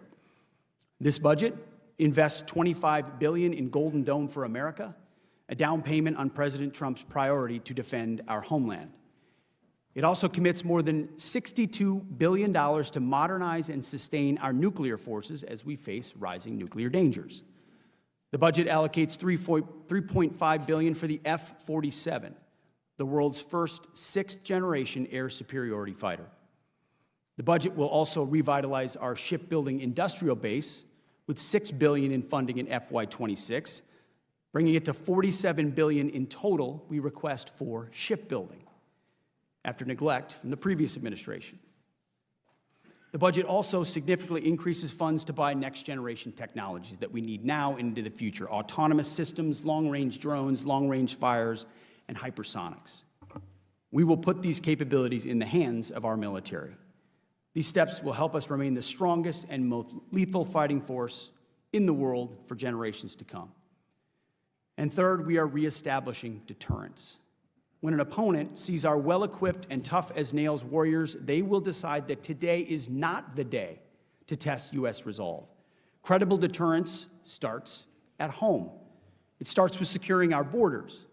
We will achieve 100% operational control of our southern border, and to that end, illegal crossings under the Trump administration have decreased 99.9%. The Indo-Pacific is our priority theater, and China is our pacing threat. That's why I've traveled to the Indo-Pacific twice already to visit our forces and meet with allies and partners. As we shift our focus to the Indo-Pacific, President Trump looks to our allies and partners to be force multipliers alongside the United States. And we are making progress on those fronts. We applaud allies who are stepping up, but others need to do more, and they need to do it quickly. And at the NATO Heads of State meeting later this month, we expect our NATO allies to commit to 5% of GDP on defense and defense-related investments, something that was almost inconceivable before President Trump led the charge in his first administration and continues in this one. As the President has rightly pointed out, it is only fair that our allies and partners do their part. We can't want their security more than they do. The Department of Defense is executing a common-sense agenda to achieve peace through strength. The threats we face are serious. Our investments to counter them must also be. That's what this budget does. It matches capabilities to threats. While we long for peace, we prepare for war, and we must overcome decades of neglect and decline. We must fortify our position as the world's most lethal fighting force, and that means acting fast as our opponents are. This committee is our critical partner in everything we do, and we appreciate your leadership and oversight. We look forward to accomplishing these goals, to achieving peace through strength, to supporting our warriors, to protecting our citizens and our taxpayers. Together with you, may God grant us the wisdom to see what is right and the courage to do it. Thank you. I thank the Secretary.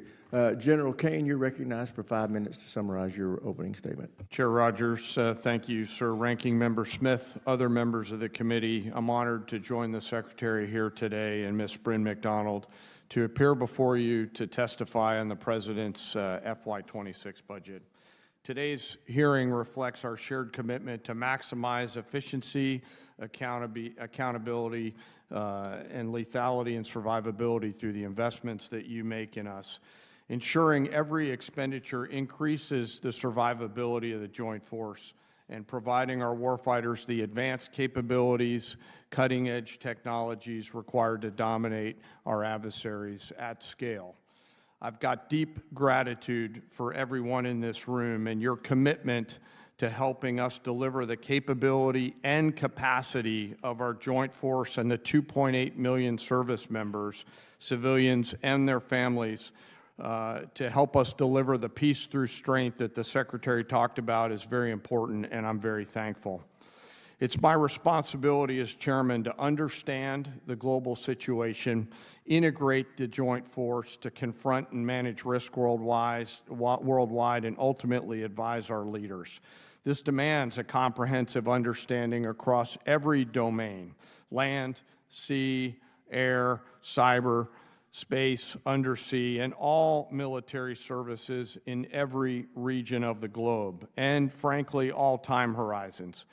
It also requires making hard, informed decisions, which we advise on, in order to prioritize the finite taxpayer dollars that we have to ensure the greatest impact and capability for our joint warfighters across the globe.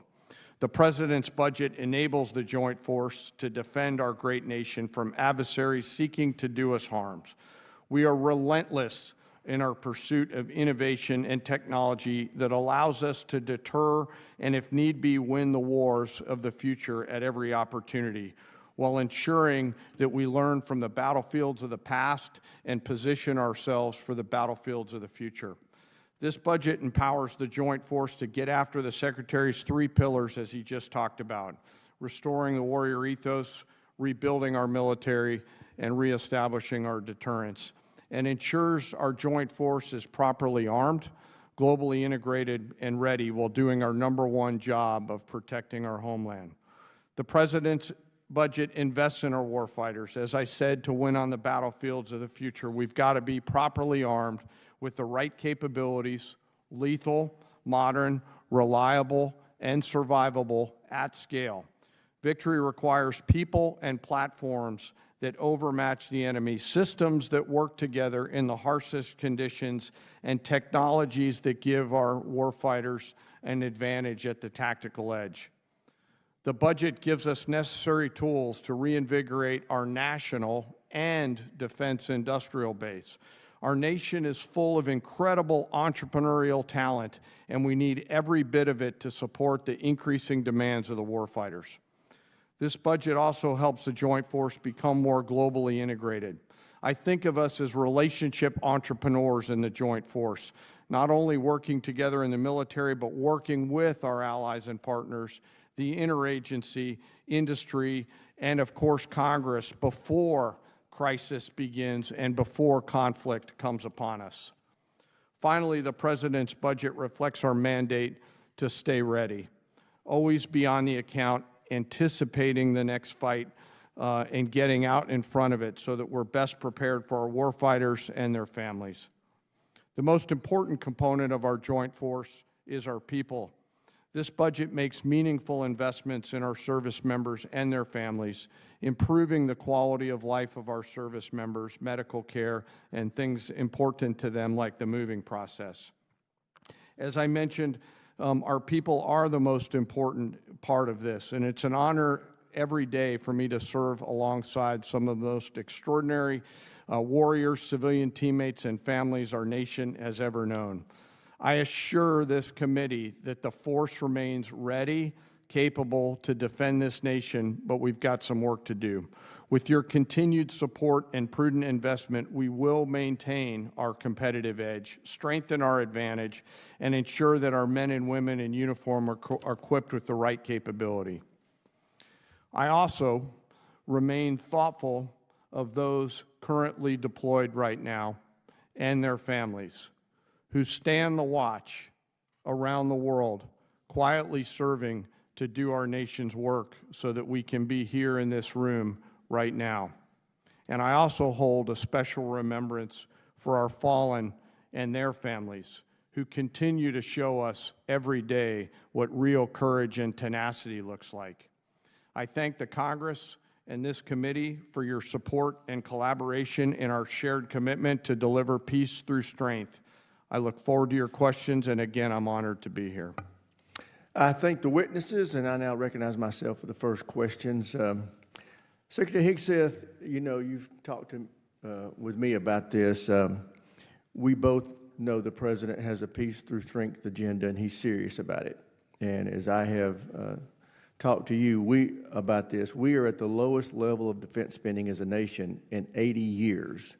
And that has got to change. And I think that you and the President have sent a strong signal about wanting to get after that and change it with this year's proposed spending that includes the reconciliation package, which will put us over $1 trillion.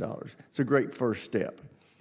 But as you and I both know, it's a 1 year. We're going to have to see continued funding, in my opinion, and growth in that top line in the out years.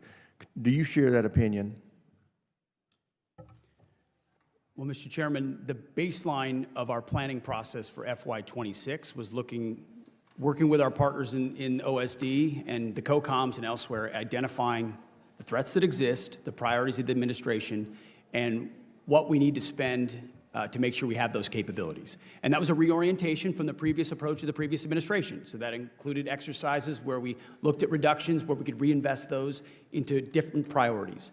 So when you look at the two bills in one budget that add up to $961 billion and over $1 trillion, truly a historic investment, 13% increase, that was our statement to the President of what we think we need in order to spend and invest in ways that are postured for now and into the future.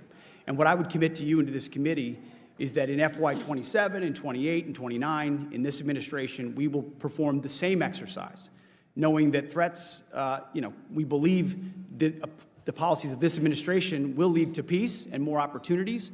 But as our adversaries continue to increase their capabilities and we learn about what's happening on the battlefield, that will lead to commensurate increases in ours. So we anticipate through that review that there probably will be increases, but I wouldn't put a number to it in the future. Thank you.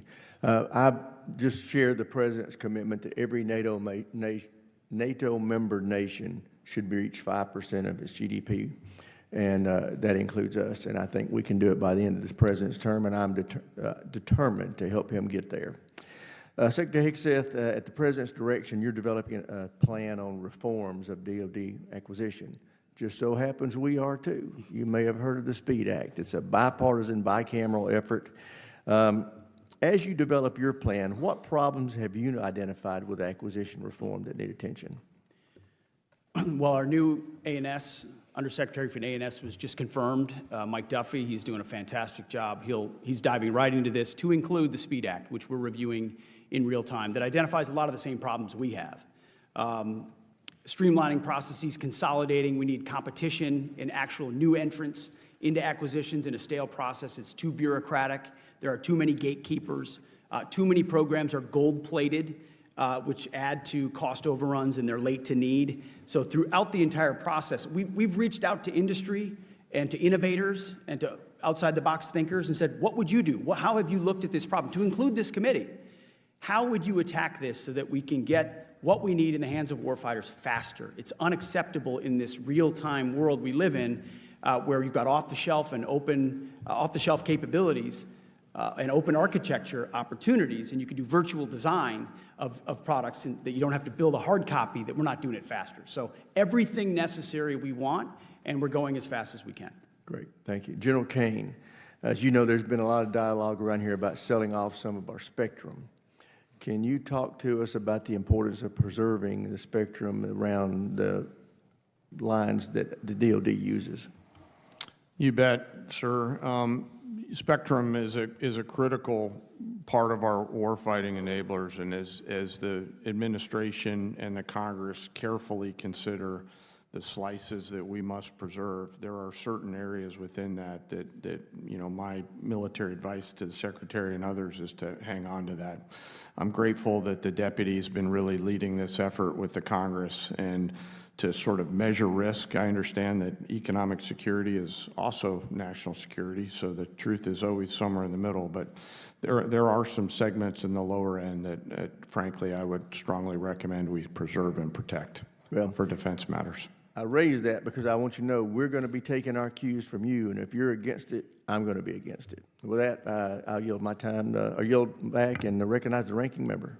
Thank you, Mr. Chairman. Just on the budget point, I made this point before the committee before. The House just passed a budget that adds nearly $3 trillion to an already out-of-control debt. So if we do really want to spend money on defense or anywhere else, we got to be willing to pay for it. And I just, you know, certainly go back through generations of, you know, bipartisan problems with this. You know, you can't have a debt that size and keep coming back talking about how much money you're going to spend, you know, whether it's defense or whatever your priorities are. And Mr. Secretary, you said the 99% down on border crossings and the border is secure. At the same time, we're going to take $1 billion out of the MILCON budget, out of building barracks, to send it for the border, and there's another 4,000 troops that we're planning on sending down to the border. Given that the border is secure, might you rethink that spending? Well, sir, we are securing it. It is secure, but it's a manpower-intensive effort at the beginning. Two different words there. It's either secure or secure, and it sounded to me like you said it was secure. It is secure. Okay. What we're continuing to do is expand that and fortify it through infrastructure, which is a big part of the budget on the Department of Homeland Security side as well. So it's that $1 billion you're talking about was from the CR in FY25. We fully fund that back and more in FY26 with a recognition that we were dealing with the world as it existed when we came in. And the previous administration said they needed new legislation to secure the border. It turns out you just needed a new president. I would point out president that you have the not Defense Department and submitted, DHS that was willing to go to the border and actually secure it, which is what we not submitted a budget yet. So whether or not you're putting that money back in remains to be seen. You have definitely taken it out. And I think the obsession there, and I don't disagree, the border needed to be secure. But from a pure budget standpoint, let's just not keep the political focus on that. Let's make sure that we're funding some of the other priorities that we have. So when it comes back to acquisition reform and the chairman's point, it's our committee, certainly Congress is part of the problem. We set up a lot of requirements. Defense contractors are part of the problem. I'm curious, how would you get after reforming the culture at the Pentagon so that you can move faster, number one, and number two, how would you get after the defense contractors that push the requirements process? And specifically, what would you do about the requirements process to try to speed things up? Well, first of all, I think gold plating is a real problem. sir. I mean, across the department. Interesting to use the word gold in this particular context, but yes, I agree with you, actually. We maybe could use a little bit more silver plating on occasion. A recognition that the 99% solution is oftentimes the enemy of the 85% solution that delivers 2 years sooner. And that's contractors and other companies wanting to do right, but trying to do too much and overpromise, and then they're under-delivering, and the warfighters... Not always wanting to do right. In some cases, just not wanting, always, just not wanting always. to make money, So, but yes. The change is also in acquisitions about people. You need reformers in these positions. I'm here to be a disruptor of those processes. Our deputy secretary has extensive business experience. The types of people we're bringing in as undersecretaries have been disruptors and innovators in the private sector who recognize that bureaucracy can be dysfunctional and needs to be disrupted. So it's taking outside-the-box unique approaches. I mean, virtual design is a big example. How many times are we going to build something physically that takes a year to build when you could use AI and computing power, design it virtually, identify the flaws, and move more quickly, or create open architecture so you can move Our committee systems stands ready between. to work with you. I mean, on there's that. 500 different things we can do, and we're doing them. Yeah, and I'm sincerely concerned about this. Is it the policy of the Department of Defense that we need to be prepared to take Greenland and Panama by force if necessary? Is this a policy that you have within the Department of Defense in accordance with the President's wishes? I heard what you said about those two countries and saying we need to worry about China. Well, we are worried about China. That wasn't my concern. China's malign influence in Panama. I was concerned with that us China saying has control that of using military or force malign to influence take another over the sovereign Panama, country's territory. we should pay attention to that. Right. So Panama is very key terrain that we've focused on, and we've been willing to focus So we on, should as take it, is Greenland we should key take terrain. it by military force. They're important. I'm not going to argue with that. The Arctic is I'm incredibly arguing with important, the and using adversaries our are trying military to to take it by force. Our job at the DoD is to have plans. Do you have a plan for that?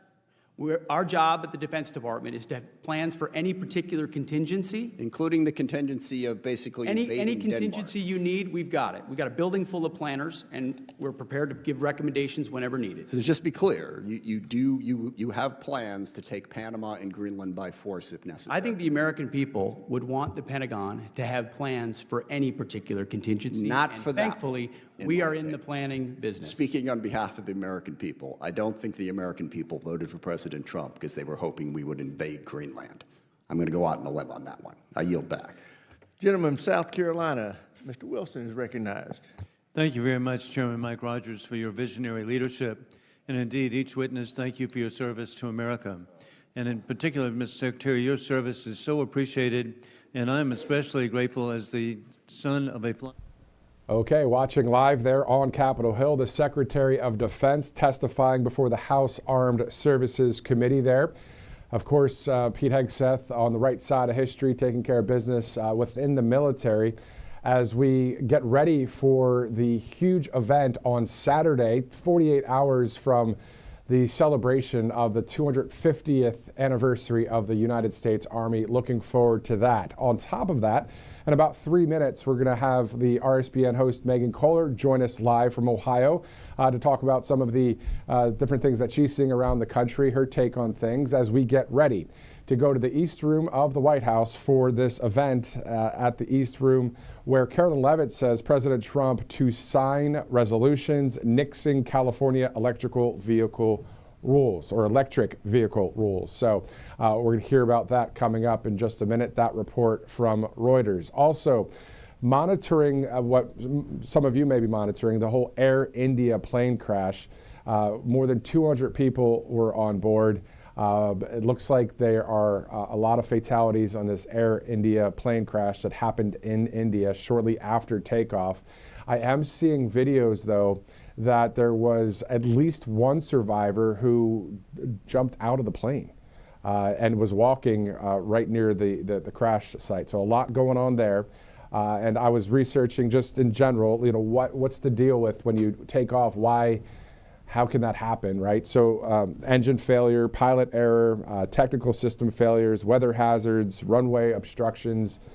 I love aviation. I just really am interested in how something like that could happen. But, that's something that I'm sure the Indian officials will be looking at as we're monitoring that situation out there several miles away from Washington, D.C., of course, but just part of the news of the day as we await President Trump there at the East Room. Again, who's going to be signing resolutions nixing California electric vehicle rules. This all brought to you by some great sponsors, including All Family Pharmacy. So President Trump, of course, just released and recently signed a new executive order for those lower prescription drug prices. So a major step in the right direction, but All Family Pharmacy, they're not waiting around. They're already dropping their prices by 20%, and that's to the end of June. So if you use the RSBN 20 code, you can get access to more than 200 essential medications, everything from ivermectin, hydroxychloroquine, methylene blue, antibiotics, and just the everyday prescriptions as well.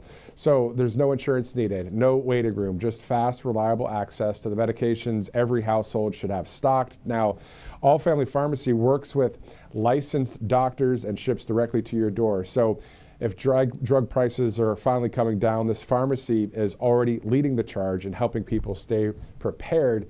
allfamilypharmacy.com/RSBN for that information there, and 20% off. Also, another sponsor, Colonial Metals Group, CMG. Right there you see, protect your IRA, your 401k with gold, 100% tax-free. So if you never ventured into the gold silver world, this is a great way to do it by just going to freegoldguide.com/RSBN. You'll actually get an info kit sent to you for free. And when you page through that, you'll kind of get the 1, 2, 3s on how this all works.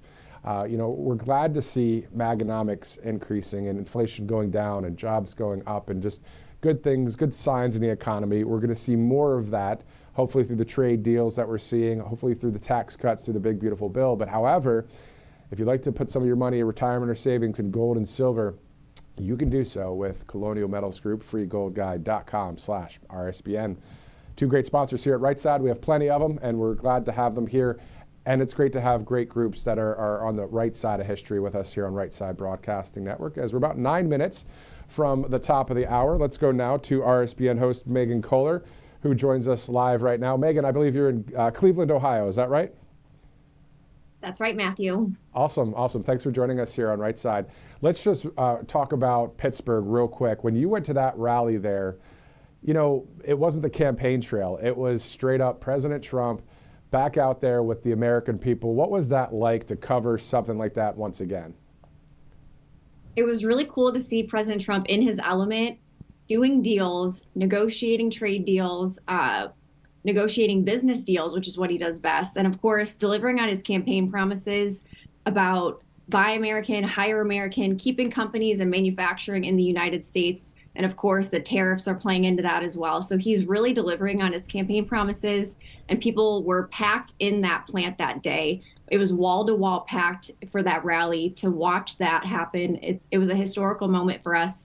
And it was really cool to see everybody who has been part of the steel industry for generations, and it's all in their family, their uncles, their brothers, their dad, their son, the grandfather. Like, the steel industry has been in Pittsburgh for so long, and it was just a lovely moment to see them thanking President Trump for their future generations who can also work in the steel industry. Exactly. And then I remember you were interviewing a number of people just before the event as well. I mean, they must have been so happy to see President Trump there on their behalf and helping with U.S. Steel and that Nippon Steel merger. Let's shift also just to some coverage that you did.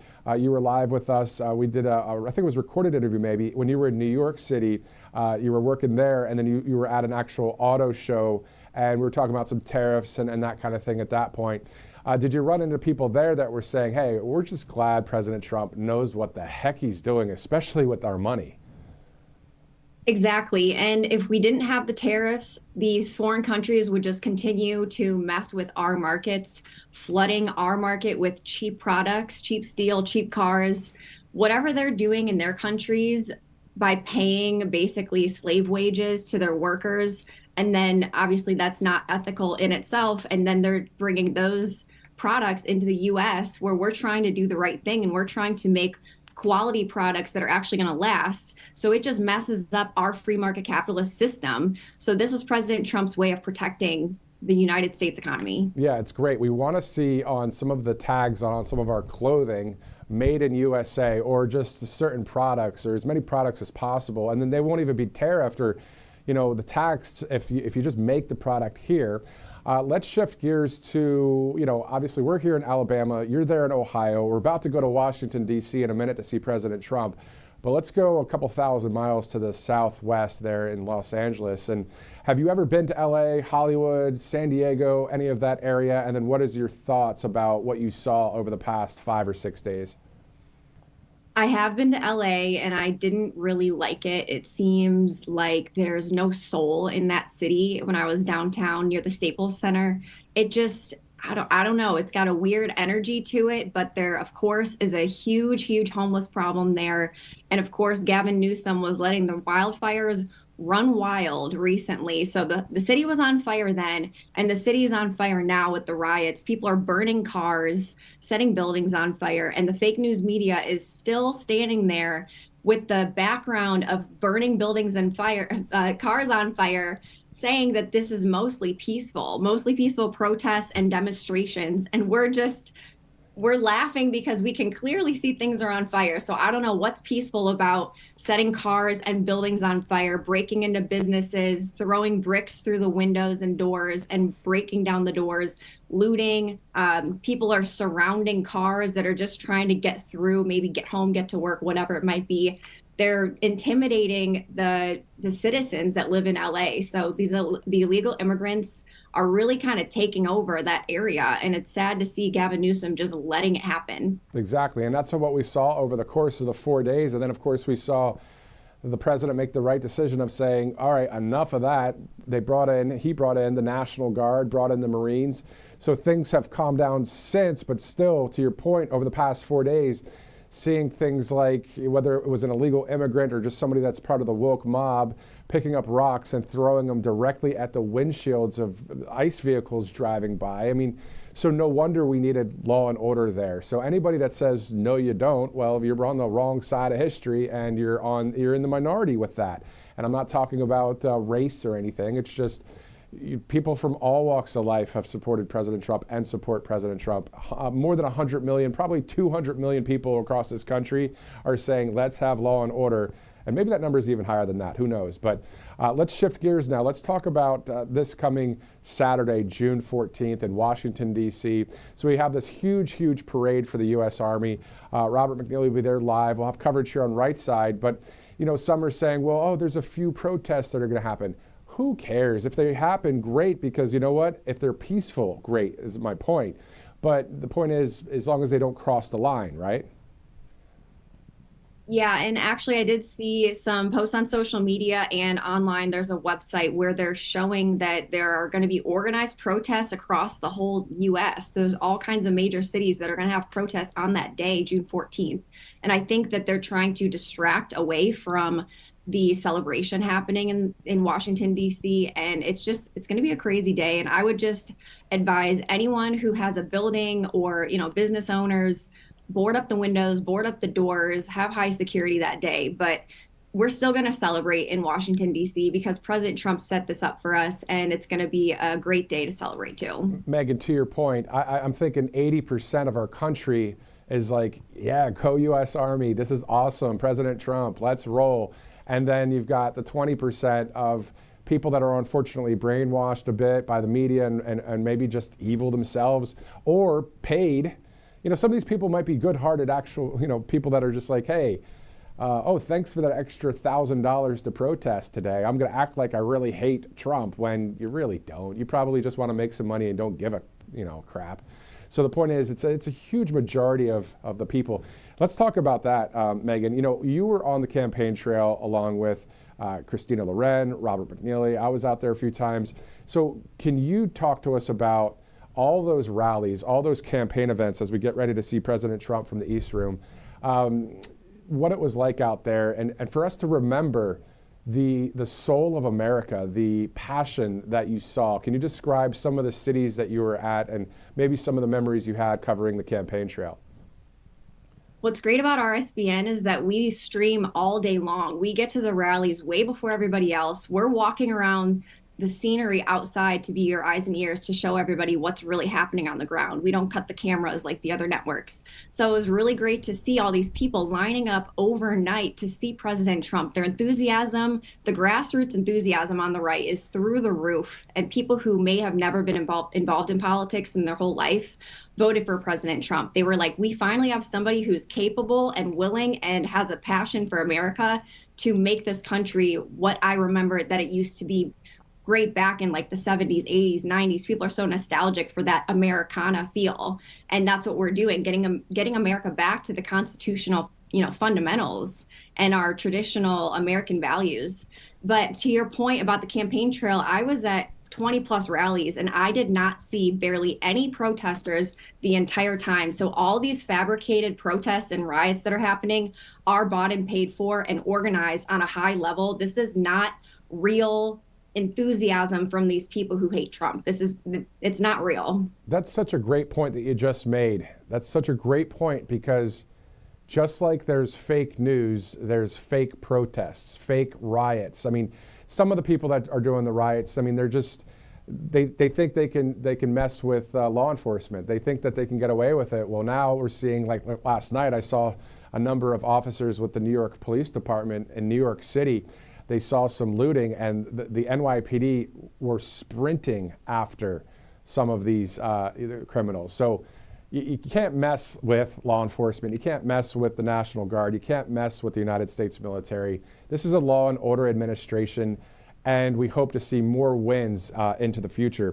Megan, if you could hold for just a second. It's 11 a.m. Eastern time. There's the East Room of the White House right now, getting ready to go there live as President Trump will be participating in a bill signing about nixing the rules for California EVs, electric vehicles.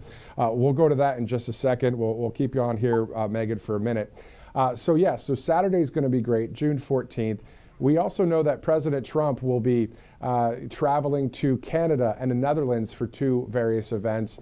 Let's just end with this, your 30,000-foot view of what it's like for you as an American citizen, Megan, to have someone like President Trump being the leader of the free world. Every morning that I wake up feels like I can have peace. I can take a deep breath and say that there's someone who, like I said before, is not only capable, but also willing and able to stand up for America and stand up for what we were built on, the United States Constitution, and upholding that. And also just bringing us back to that nostalgic American country that we once had. And it's really gone downhill really since Barack Obama got in office. And thank God Hillary Clinton didn't get into office. Of course, 2020, things went south with Joe Biden. But with President Trump in office right now, what he's able to do, moving at lightning speed, he's basically breaking records for how much he's getting done for as far as productivity goes in office. It's only been a couple months since he's been in there for the second term, but he's doing so much good for the country, and he's getting rid of these globalist agenda and woke policies, and he's bringing back the America we once knew. Perfectly said. Megan Kohler, RSBN host, joining us live from Cleveland, Ohio. And of course, I believe you're probably a Browns fan. So when you were in Pittsburgh, you couldn't really talk about that, I'm sure, right? Yeah, actually, in the parking lot, there were some people selling Pittsburgh Steelers style shirts and hats, but they said Trump and USA on it, but it looked like the Steelers. And they offered me some, but I said, I'm from Cleveland. Sorry, I cannot wear anything. Even when there was Trump stuff on there, that's pretty good dedication. Well, hopefully the quarterback there for the Browns, of course, Shadur Sanders. Hopefully he does well. I am rooting for him as he's a great dude, and hopefully he kicks some serious butt there in Cleveland. Megan, thank you so much for joining us. Thanks, Matt. Have a good day. You too. Thank you.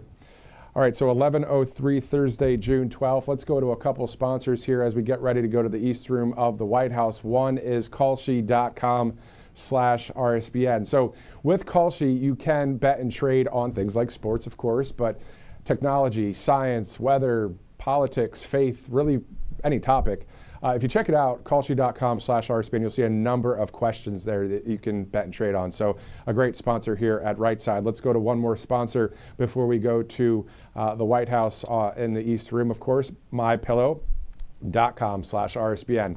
What's great about this is there's something free on the other end of you spending, whether it's however the cheapest thing is on MyPillow, you can get that, and you'll get this for free. It's an American flag pillow, of course. That's almost a $40 value right there. So mypillow.com/RSBN, exclusive special right here on Right Side Broadcasting Network. All right, so it's 4 after 11, Thursday, June 12th.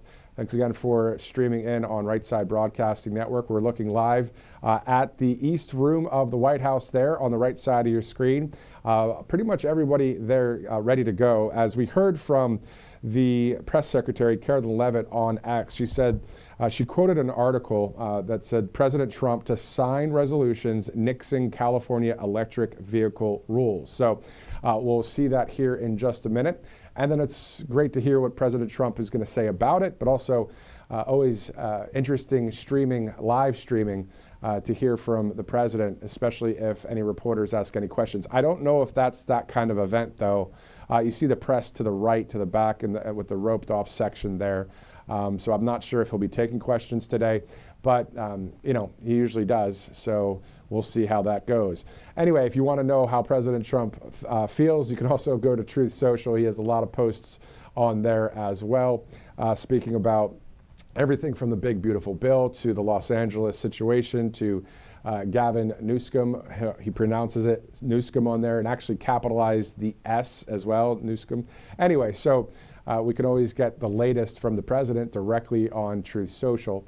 And anything when it comes to live, you can get it right here on Right Side Broadcasting Network. So, yeah, everybody filing in and filling up the East Room of the White House. Again, the president, usually would bring world leaders into that room, and we'd have that press conference where you'd have both podiums. It seems that President Trump has actually shifted toward more of the Oval Office style of more of an intimate gathering there where the press asks questions to both leaders. And at first, when we were covering the president, a couple months back, you'd have the world leader standing next to him there at the podium in the East Room for that press Q&A. But again, he's shifted where it is now where the two leaders would sit at the fireplace there at the Oval Office and then have the back and forth with the reporters. So the East Room, a great place for bill signings, and that's what's happening today. We're seeing that the president will be signing some resolutions nixing California electric vehicle rules. So we'll have all of those details as we get it here. It looks like, of course, the fact that everyone's standing up still right now is the fact that there hasn't been a 2-minute warning or anything like that this is about to start. So this may be a few minutes from now, but it's kind of we watch as you watch. So if people start sitting down quickly, it's about to happen, where you're going to see the president stand there, beautiful American flags and the presidential seal on those flags there in the East Room of the White House, as we are seeing various people walk around there and get seated. There's Secretary of Transportation Sean Duffy speaking to someone in the military right there. And speaking of, and there's Susie Wiles a little bit further to the north of the screen. So it looks like people are getting situated. Again, thank you so much for streaming here on Right Side. Now's a good time to tell you about a couple things as you look at Sean Duffy doing a great job for the Secretary of Transportation. Tonight at 5 o'clock, Robert McNeely's show, The Voice of Reason, will air right here at 5. Also, there's other programming coming up, so just check on Rumble and other places for that coverage. And then in 48 hours from now, it will be Right Side Broadcasting Network reporting live from Washington, D.C. for Patriot Day in America for the Army's 250th celebration. We're going to have some great live video, and it's going to be nice. Sometimes when we do commentary, we know when to be silent, right? Or at least we try to be silent at the right times. And I'm sure we'll have some of that happening while we're there in D.C. on Saturday when you see the choppers fly by, when you see the amazing moments that we're going to have. Again, just because the left-wing media has a big megaphone doesn't mean they have bazillions of people behind them agreeing with their extremist ways that they report, including the situation in Los Angeles and all that. Now that has been stopped because of President Trump's great decision-making with the National Guard. But the point is to get us back to the public opinion of, hey, this country is great. It really is. I mean, if we look at it right now, Yes, there's still work to be done. Yes, there are the promises to be fulfilled still. There's still stuff that needs to happen. We get that. But if we just kind of think about it, we still have our freedom. We still have our constitutional rights. We do have a commander-in-chief that has went through hell for us and has overcome that. We saw what he has gone through, and he did it not only for himself, but for we the people. So we are proud to have him as our commander-in-chief. We're happy to have things that are happening within the big, beautiful bill as that would pass the Senate.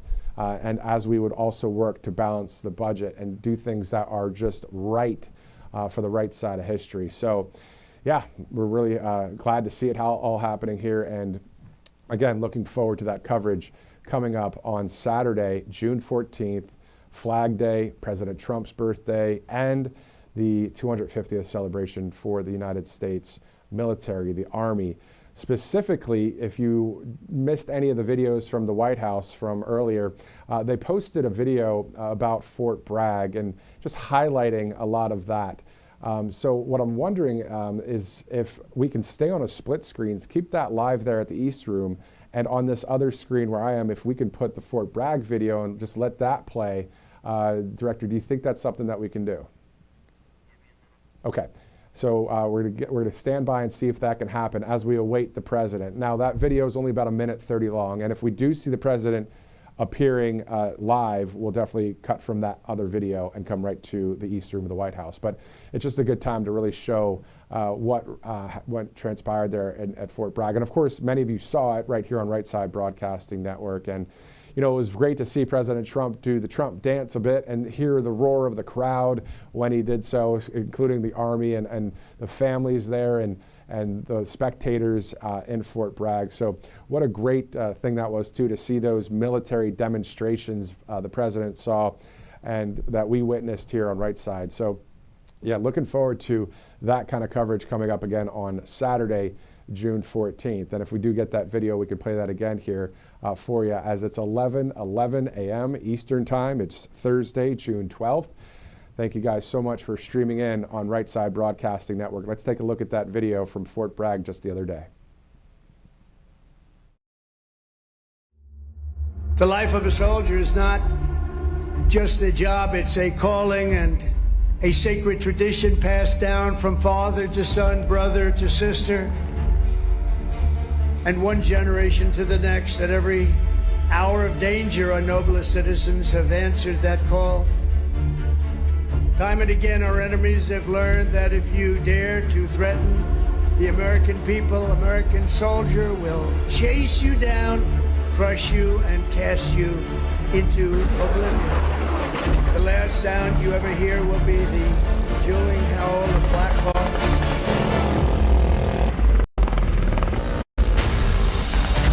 Thunderous boom of artillery fire,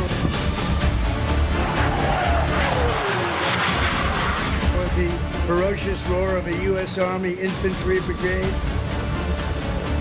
For our adversaries, there's no greater fear than the United States Army. Now it's your duty to shield the flame of freedom that was first lit 250 years ago by the heroes of Concord Bridge and Bunker Hill. Standing before you today, I am more confident than ever that in the days ahead and every generation to come, the U.S. Army will heap glory upon glory. You will protect every inch of U.S. soil, and you will defend America to the ends of the earth.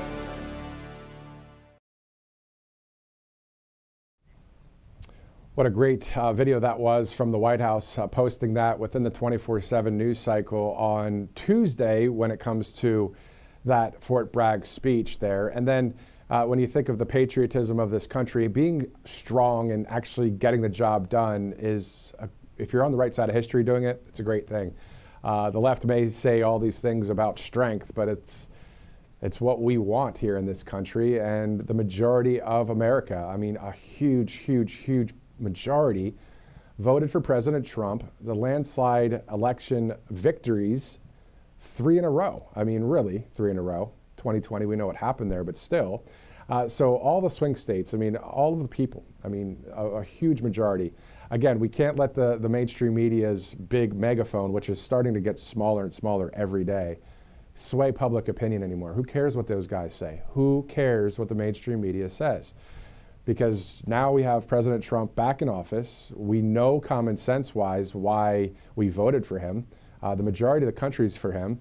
And then now we have conservative media as a solution to the lies on the left. So there you go, common sense stuff. And we're all on the same team here, you know, and really looking forward to seeing President Trump here at the White House. And a little bit later, of course, RSBN host Robert McNeely will be in studio as well, bringing you live coverage as he did last night. How cool is that with the Kennedy Center? Seeing President Trump and First Lady Melania Trump there, and the Vice President and cabinet leaders, and everyone just enjoying the show there in D.C. And looking forward to seeing a lot of the 20 core promises to the American people be fulfilled for the reformation of the country. It's kind of simple stuff, really, because it's common sense. So that's why I'm glad it's not rocket science. I wouldn't know how to talk about it if it was rocket science. But I know how to talk about God and our country and freedom and the Constitution. So really glad you're with us, and thanks so much for watching RSBN. If you'd like to donate to the network at all you have to do is text RSBN to 801-801. So just text RSBN to 801-801. You see that number right there on your screen. Obviously, you're watching us for free right now, so obviously it costs money to take care of business and really cover the news the way we would like to, even more in the future. So if you'd like to, text RSBN to 801-801. All right, let's go back live to Washington, D.C., there at the East Room of the White House. Any minute now, we're going to see President Trump.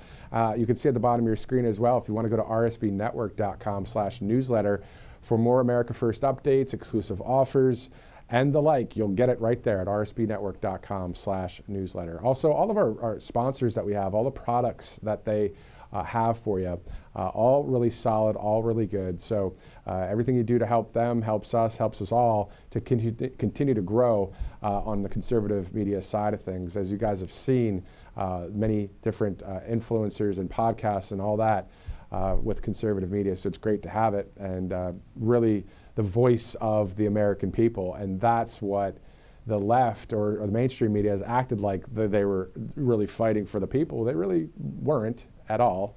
I don't think ever. Sometimes they'd have some good reporting when it's breaking news things, occasionally. But outside of that, when it comes to politics, they are on the wrong side of history.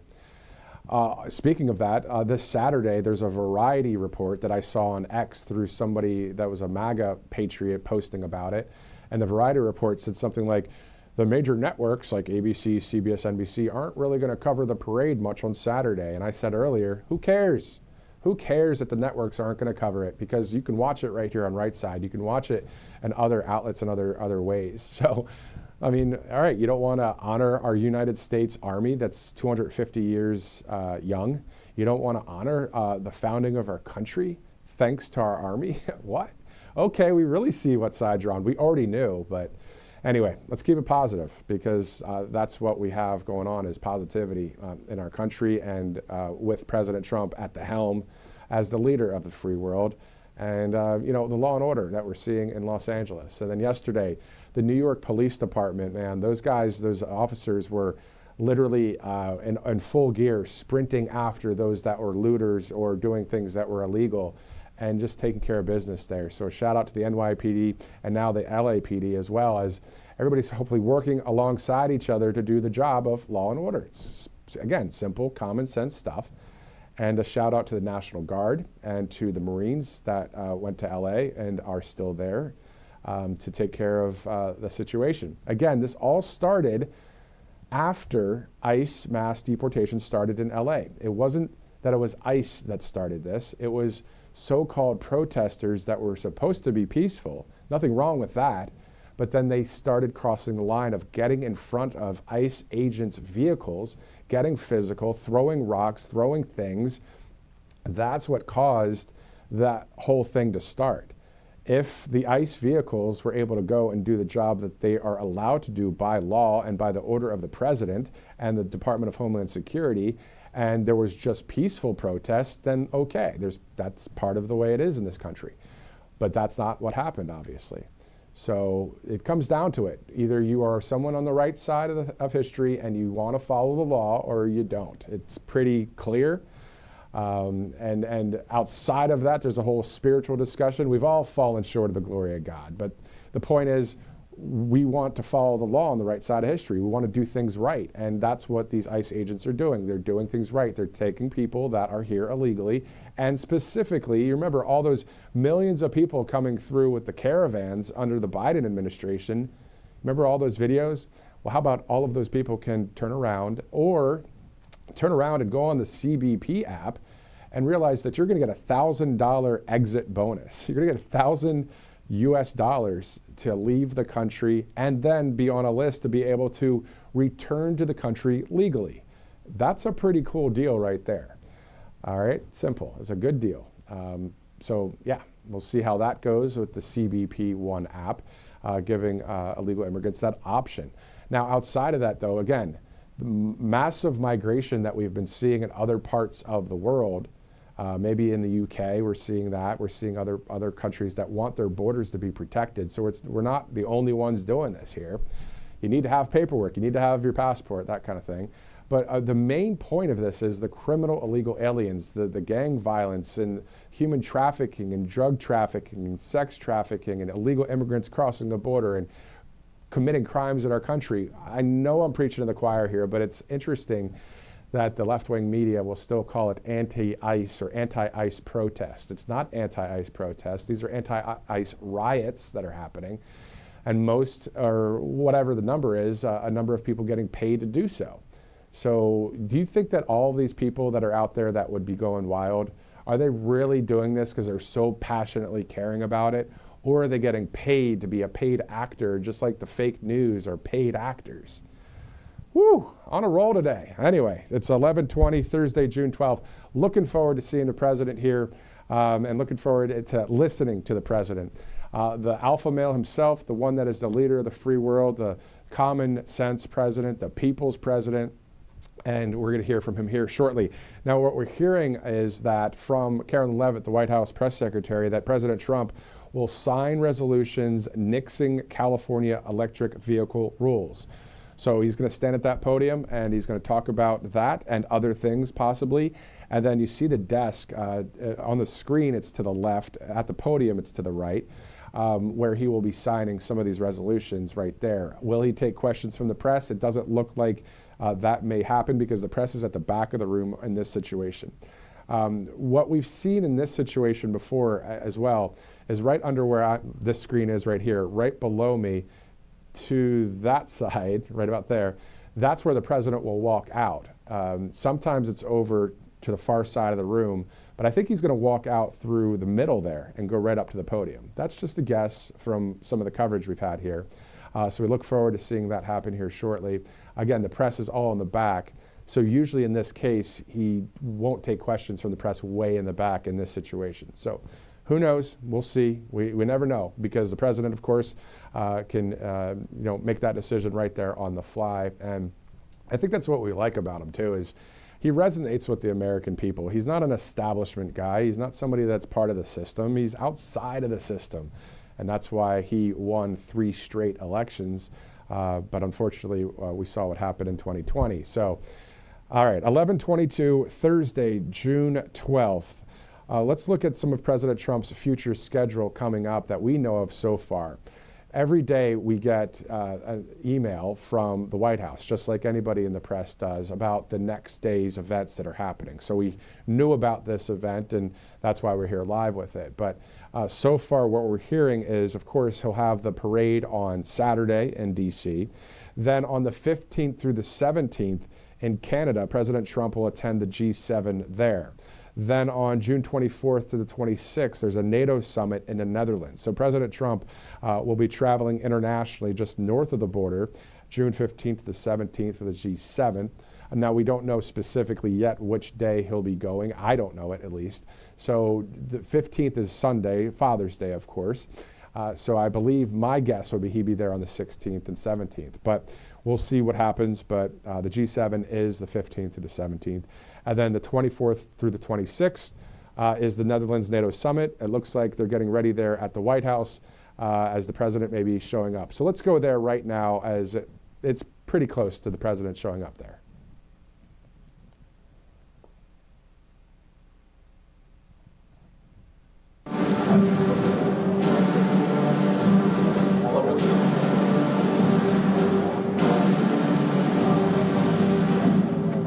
Ladies and gentlemen, the President of the United States.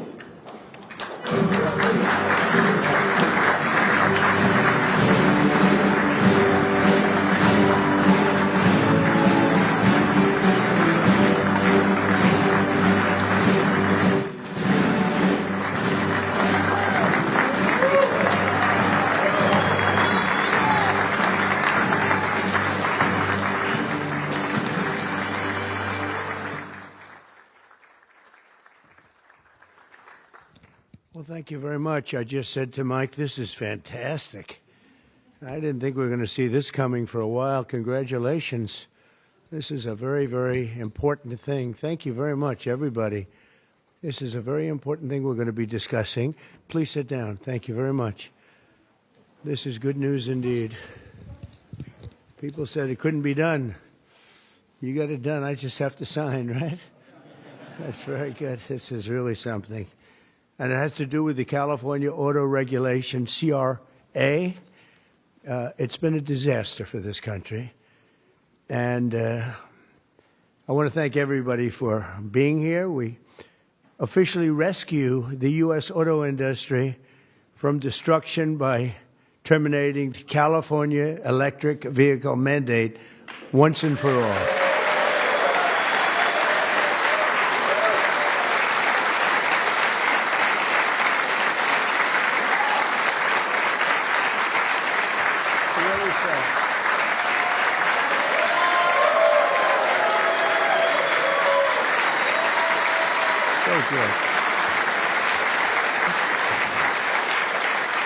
They said it couldn't be done, but boy, it's had us tied up in knots for years.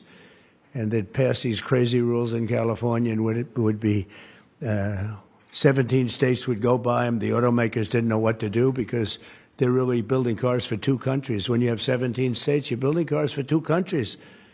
And I want to congratulate you all, the Senate, the House, the whole thing. It's incredible. I was going to sign a executive order and give it a shot. But the one good thing with this, number one, it holds up forever. And number two, unless somebody votes it out, they'll never do that. And it's just so much better, huh? It's so much better. That's so great. Very proud of you. We're joined today by the great Speaker of the House. I think he's going to go down as a great Speaker of the House, too. I may be wrong. I may be wrong. Who knows? Who the hell knows? I think he is. And he's doing something, the only thing I would say is more important than this one, and I'll tell you what, it's almost close. That's how big this is today. But the great, big, beautiful, I added the word great, I used the word. The great, big, beautiful bill, it's going to be one of the most, I said it this morning to a group, I think it's one of the most important pieces of legislation ever signed, ever approved. So it's going to be something very special. Thank you very much. Speaker of the House, Mike Johnson, thank you. Secretary Sean Duffy, and they had a problem in India today, and you're on that. Sean's doing a tremendous job. Secretary Chris Wright, everybody said you'd never be able to get him. He's the most talented man, they say, in the oil and gas industry. I'll let you know in about 2 years if that's true.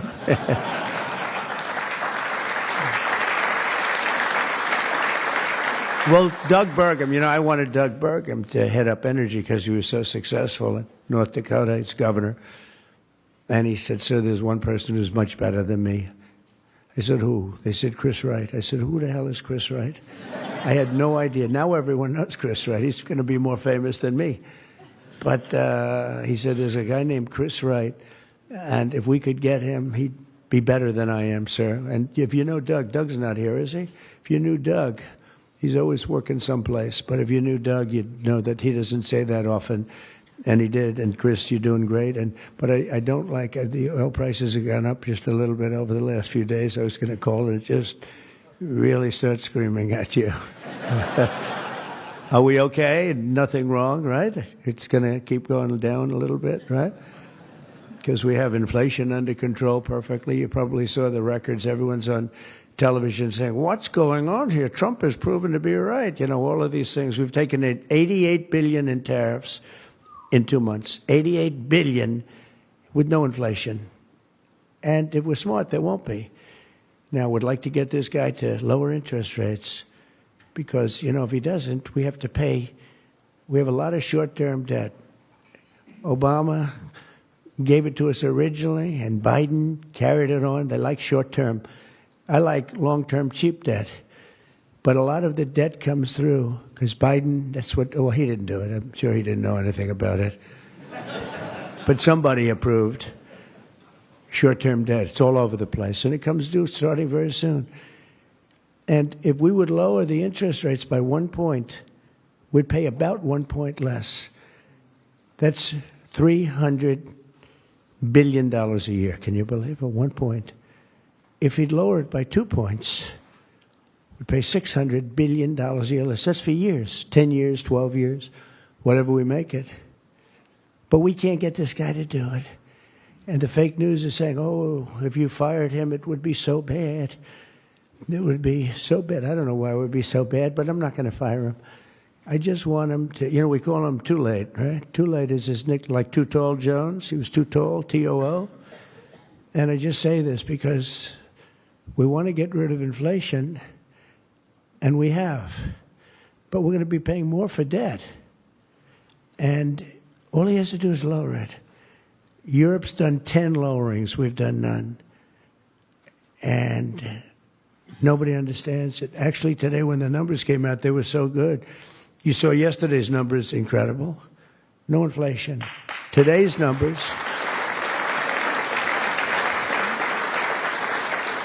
Today just came out, same thing, no inflation. They're all shocked. All these guys are watching from business, CNBC, and all of these different networks. Maria Bartiromo actually got it right. She's been getting it right for a long time, that one. I hope she's appreciated. And Joe Kiernan's been very good at CNBC, I must tell you, but other people aren't so good. But I will say that they can't believe what's happening. But if I could, because we can discuss, we get a lot of press, we get a lot of cameras rolling right now. Not that I like doing it, because I don't.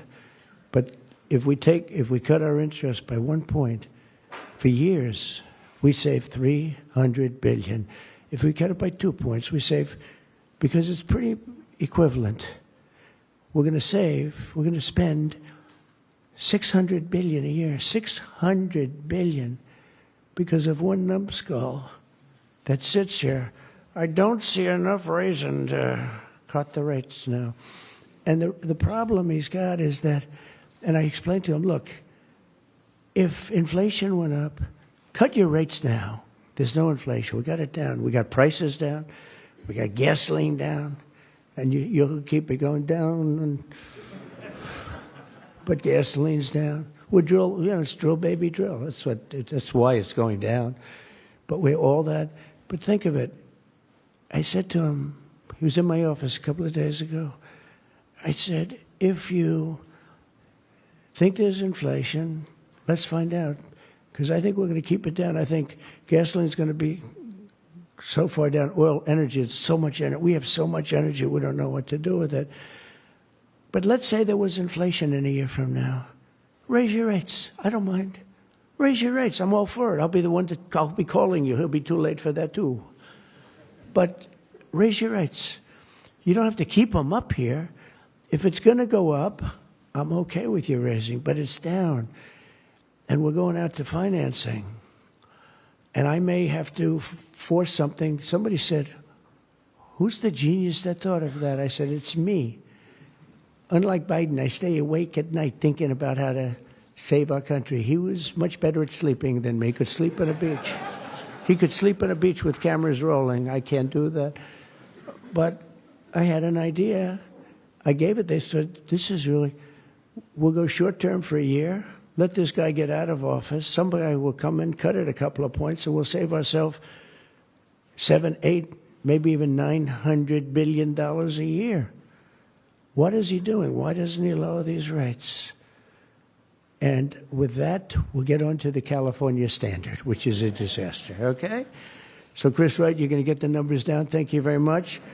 Lee Zeldin, one of the most important men in this room. He's the man. I get nervous when I talk to him. He's doing a great job. Nuclear, I say, okay, you can take 2 weeks for that approval.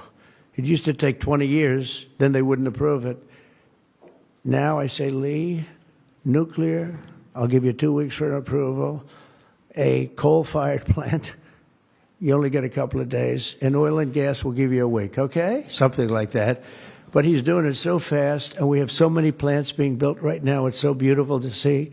And one of the reasons they're coming here is because they have to produce tremendous, especially the AI, they have to produce beyond believable amounts of electricity. And they're doing, I said to them, I think this was more or less my idea. They didn't have the idea only because they didn't think a thing like this was possible. I said, as you build your plant, you're going to become a utility. And you're going to build a separate plant right alongside of it. You're going to build it. You're going to build a plant that produces electricity. And you'll produce it through natural gas, coal, nuclear. We don't want to produce it through wind because we don't feel like ruining 50 miles of beautiful plains and beautiful vistas. And but we want to produce it. You know, interestingly, China is opening up a coal plant every single week. But now I'm finding out it might be 2 plants every single week. And, you know, usually that's a good gauge. If they're using coal, I guess we're supposed to use coal. And, you know, we went to a coal standard. And not that you have to use coal. You're going to use whatever's best. I want to introduce also Senate Majority Whip John Barrasso, who's a tremendous guy, doctor. Okay? And he is a tremendous guy, tremendously talented doctor. When I have a medical situation for the country, for myself, I haven't used him, but I might have to. Maybe I'll do that. If it's serious enough, I think I'd probably do that. But he's a tremendously talented gentleman who happens to be a senator and one that's very respected. Chairwoman Shelley Moore Capito, and congratulations. I just endorsed your son. Did you know that? I endorsed your son. I endorsed your son, who's running in West Virginia, and he's great. In fact, he's all Trump all the time. I think much more so than you, actually. If you want. You were his largest impediment. No, I'm only kidding. He's all Trump all the time, and he's going to win big, and so congratulate him. Okay, he's really been fantastic. So many people have told me. Thank you. And House Majority Leader Steve Scalise, who's a brave man. He went through hell. Steve went through hell. And we have a lot of other people here that I won't be able to because I don't have your name down, and I'm looking and I see people's names. I'll do a couple of you, but thanks as well to Mark Wayne Mullen, Senator. Mark Wayne, thank you. Stand up, Mark Wayne. Don't fight him. He's a serious fighter in a lot of ways, and he's a great guy, too. Thank you, Mark Wayne. Deb Fisher. Deb? Thank you, Deb. Good. Pete Ricketts, who's going to do very well in the upcoming election. Thank you. Thank you, Pete. John Husted, who's really moving along in Ohio. John, good luck. You're going to do well. All endorsed people. John Curtis, who's doing terrifically. John, thank you. Good job. They all say excellent. What can I say? Good job. And Bernie Moreno, who won a race that was not winnable. They all said it's not winnable. He won in Ohio. They said, you can't win that race. It's a waste of time. You're just wasting your time. Right, Bernie? Wasn't a waste of time, was it? Huh? And he won by like 5 points, too. Won by a lot. Along with Representatives Kevin Kiley, Vince Fong, Jay Obernolte, Doug Lamaffa, Darrell Issa. Where's Darrell? I haven't seen you in such a long time. Look at you. How good you look, huh? Good when you have those big margins. It's easier. John Joyce, great guy. John, thank you. Thank you, John. Dusty Johnson, Morgan Griffith, Troy Balderson, Troy from a place called Ohio, and he played very cute at one time, but then he got, boy, I'll tell you, he's become a good politician. Where is Troy now? Where I haven't seen him used for years. I endorsed you early when he was early and younger, but you still look young, and you've done fantastically good. Good work, really good work. Claudia Tenney, New York. Claudia, thank you, Claudia. John James, I don't know. You know, he's running for governor, but I'm not sure I'm happy about that, John. Do we have somebody good to take your seat? Because otherwise we're not letting him run for governor. We can't. You have somebody good, right? Okay. As long as you like him, they'll win. Tracy Mann. Tracy, thank you very much. Thank you very much. Appreciate it. Michael Baumgartner. Michael. Thank you, Michael. Good job. David Rouser. Thank you. Glenn Grothman. Hi, Glenn. Thank you very much, Glenn. Brett Guthrie. Brett. Thank you, Brett. Rudy Yackham. Thank you. Thank you, Rudy. And I want to thank you all, and there's some additional people in the room, but we have to get back to this. Is like so big. This is a big one. Under the previous administration, I could go point after point, everything they did, open borders, men playing in women's sports, transgender for everybody, let's go transgender. What a group of people you had over there. They must have hated our country. Under the previous administration, the federal government gave left-wing radicals in California dictatorial powers to control the future of the entire car industry all over the country, all over the world, actually. Because they have to build a car. They can't build 19 different cars called the same thing. And really, it was all over the world what was happening. They approved Governor Gavin Newsom's ridiculous plan to impose a 100% ban on all new gas-powered cars within a very short period of time. Think of this. You couldn't buy any other car except an electric-powered car. And in California, they have blackouts and brownouts. They don't have enough electricity right now to do the job. And countrywide, you'd have to spend $4 trillion to build the firing plants, to be able to, they call them a lot of things, charging plants, firing plants. $4 trillion you'd have to spend. In the Midwest, they built 9 of them. 9 individual, it's like a pump, just like a pump, except instead of gas, electricity comes out. They built 8 of them. $9 billion they spent for 8 little hoses, $9 billion. Now, I'm sure they could have done it for about, 1/1000th of that, but even if they did, it's unaffordable. They approved Governor Gavin's ridiculous, is so ridiculous. By the way, if I didn't bring the military in, Los Angeles would be burning down right now. It'd be burning just like his damn houses burned down because he didn't have the water that he should have had. He had so much water. They have so much water.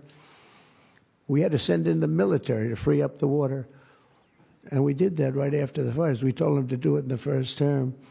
But just like that ridiculous plan, this is a plan to ban, think of it, a plan to ban 100, and they call it the 100% ban on all new gas-powered cars and abolish 75% of the gas-powered trucks. 75%.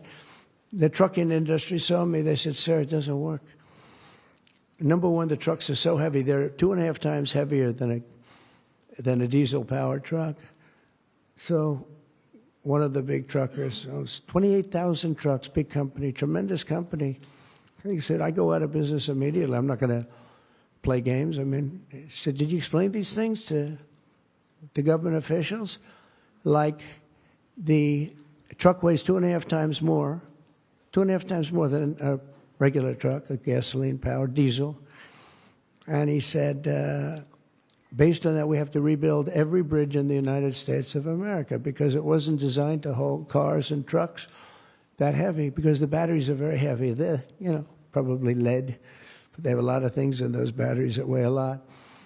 But it's 2.5 times. It's a simple number, 2.5 times. And if you want to do this, you have to spend trillions and trillions of dollars on rebuilding every bridge in the United States, and I guess throughout the world, because they do follow us. And the big rig buses and even cement trucks, they want to abolish certain categories of truck, but they want to go 75% of all of these trucks have to be abolished almost immediately. I mean, the time is just crazy. And they don't go far. Another little problem. With a tank of diesel, you can go from New York to Los Angeles if you want to go to Los Angeles right now. But New York to Los Angeles, and you can go back a little bit. With the electric truck, you'll stop approximately 6 times. Enjoy your stop. And the truckers saw me, and I said, did you just explain this? Because this is like, if you explain it, if a person's reasonable for that, he said, we explained it, they didn't care. They said, we're going all electric. They can't be stupid because anybody that can cheat on elections like them is not a stupid person. But they must hate our country. But I said to this big trucker, he said, sir, I've been buying trucks my whole damn life. He's a rough guy, smart guy. He said, I got thousands of them.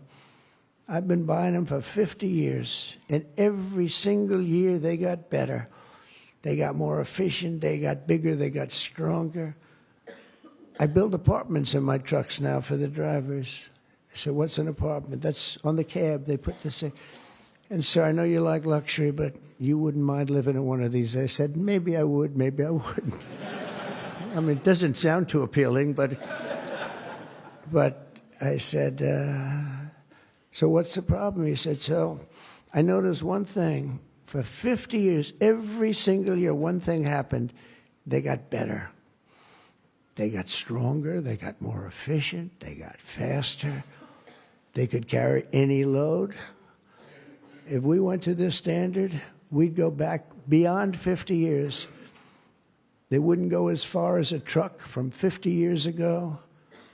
It would be too heavy and have all the other problems. He said, we'd be going backwards. We'd be taking a trucking industry, would be starting all over. But actually, it would be worse because it was better 50 years ago than. So I said, what are you going to do if I don't win this election? This was before the election. He said, you don't win the election, I'm going to close up my business because I'm not going to lose he said, I'm not going to lose my ass.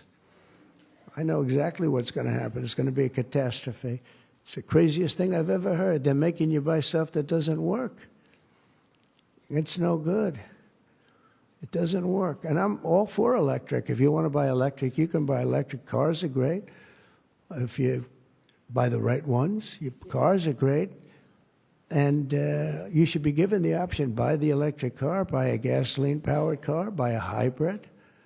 Probably not hydrogen, because hydrogen has a tendency that when it blows up, you're gonzo. It's over. They find you 75 yards down the road, Where is he? Well, I think that's him, but I'm not sure. So, they said, we think we can solve the problem. I said, that's not good enough when they think. No, it sounds like it's quite severe. If it doesn't work, Steve, it'll work most of the time, but if it doesn't, it's over. It'll make your accident look like peanuts compared. You wouldn't be around, I'll tell you, because it's pretty bad. But some people like it. I don't know. Let's see what happens. But I would say it's off to a bad start. But because of the size of California's population and the fact that 17 other states follow California, that's the problem. 17 other states follow California.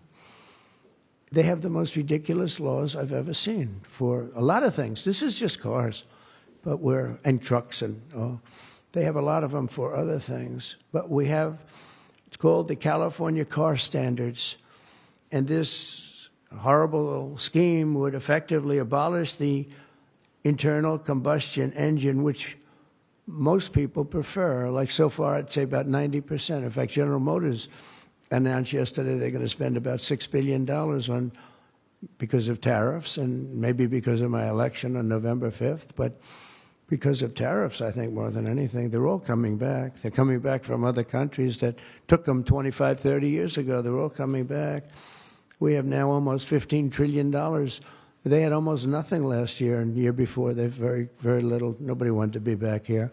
Nobody wanted to come to our country anymore because we were like stupid people. We looked like stupid people. We were laughed at all over the world. Now we're not laughed at anymore, I can tell you that. But they wanted to shatter our domestic supply chains and literally grind civilization to a halt. We would have gone so far back. It's hard to believe, actually. Hard to believe when you don't have enough electricity to give a person a little air conditioning in the summer, and now they want you to take electricity and fire up all these cars. But we're not going to let that happen. Meanwhile, all of the auto jobs would be shipped to China because they're very strong on electric, and it lives off an estimated 200,000 American auto workers would be destroyed. It's one of the reasons I did so well with the United Auto Workers, and now I'm really doing well with them. I did phenomenally with them. No Republican ever got any numbers like I got. In the Teamsters too. Sean O'Brien, the head of the Teamsters, these guys, they like Trump because I produce jobs. They know that. Everybody knew that. The auto workers knew better than anybody how good the tariffs were. And the head of the auto breakers, I don't know him at all, but he didn't like me at all. Now he's going around saying, this guy's unbelievable. He was very nice to me the last few months. During the campaign, no, but if I've proven, I've proven it. I've done what I said I was going to do, and we've brought back tremendous numbers of jobs. And you're having auto plants built all over the country, all over. There's never seen anything like that. They're leaving from Mexico. They're leaving from Canada. They're leaving from other parts of the world. If they want a Mercedes-Benz, you're going to have it made here. It's okay to have a Mercedes, but they're going to make it here. Otherwise, they're going to pay a very big tariff. They already are. That's one of the reasons we have $88 billion. It's a lot of money. But that's peanuts compared to what we're going to be making in another few months. They haven't even kicked in yet. But we're not going to let any of these bad things happen, these stupid projections that I've been reading about for the last 6 months. I think these people are either corrupt or really dumb. And they're supposed to be economists. In the campaign, I promised to end this disaster, and today our Republican majorities in Congress have delivered. And I don't know, I can't imagine. It's so obvious. It's so good. Did we get any Democrat votes? Did we get one? Two? Who? 35. I think that's great. I think that's great. You got 35 Democrats. I think that's great. That, as far as I'm concerned, one in the Senate. On something that's so good. But who is the one? Well, I shouldn't have asked. I congratulate her. I don't care. I think it's great. It's very interesting. Why did I ask that question, Mr. Speaker? But in a few moments, I'll sign 3 pieces of legislation that will kill, totally kill. You can't do anything about it. They can't take us to court. They can't do any of the things they can do with the executive orders. And it's permanent. I'll sign 3 pieces of legislation that will kill the California mandates forever, and they're never coming back. Now, the auto companies are the most happy because now they're going to be designing and building one auto. It will be much cheaper. It's a much less expensive. They were showing me, one of the most respected people was showing me that to save a little, like a half a glass of fuel, cost them thousands of dollars with new computers and stop it. The engine has to stop and then turn on and blah, blah, blah. And I said, does it work as well? No, it's terrible. It's terrible. And that's to save a little bit of fuel, this much fuel that Chris Wright can produce with one extra little oil well someplace, right? a small one, a very small one. But think of it. Your cars are going to cost you $3,000, $4,000 less, and you're going to have what you want. And again, you can get any car you want. You can get electric. A lot of people love the electric. They like Tesla. So do I, in all fairness. I like Tesla. And I like others too. But I also like combustion engines. And, there are reasons for a lot of things. When I was in Iowa, we had an unbelievable victory, if you remember. Remember? That was nice. You won by like so much. Nobody even talked about anything else. But that was a great victory. But it was unbelievably cold that night. And I was going to watch my victory in the area where I was going to make a speech. And the whole place was littered with cars. I said, what happened? They were electric cars, and they don't work in cold. I said, I didn't know that. And they don't work in extreme heat either. Other than that, they're wonderful. But if you're in a cold climate, how do you do that? But they're electric cars, and I noticed that, and then I didn't pay much attention because we won by about 65 points. So I was more interested in that. But I do remember that scene. I said, what the hell is going on over here? This historic action will also help us reduce inflation and bring down the price of automobiles and electricity very, very substantially. We're building massive electricity right now. It's already started because of that guy right there, Lee Zeldin. By far the most important man in the room, Mr. Speaker. Stand up, Lee.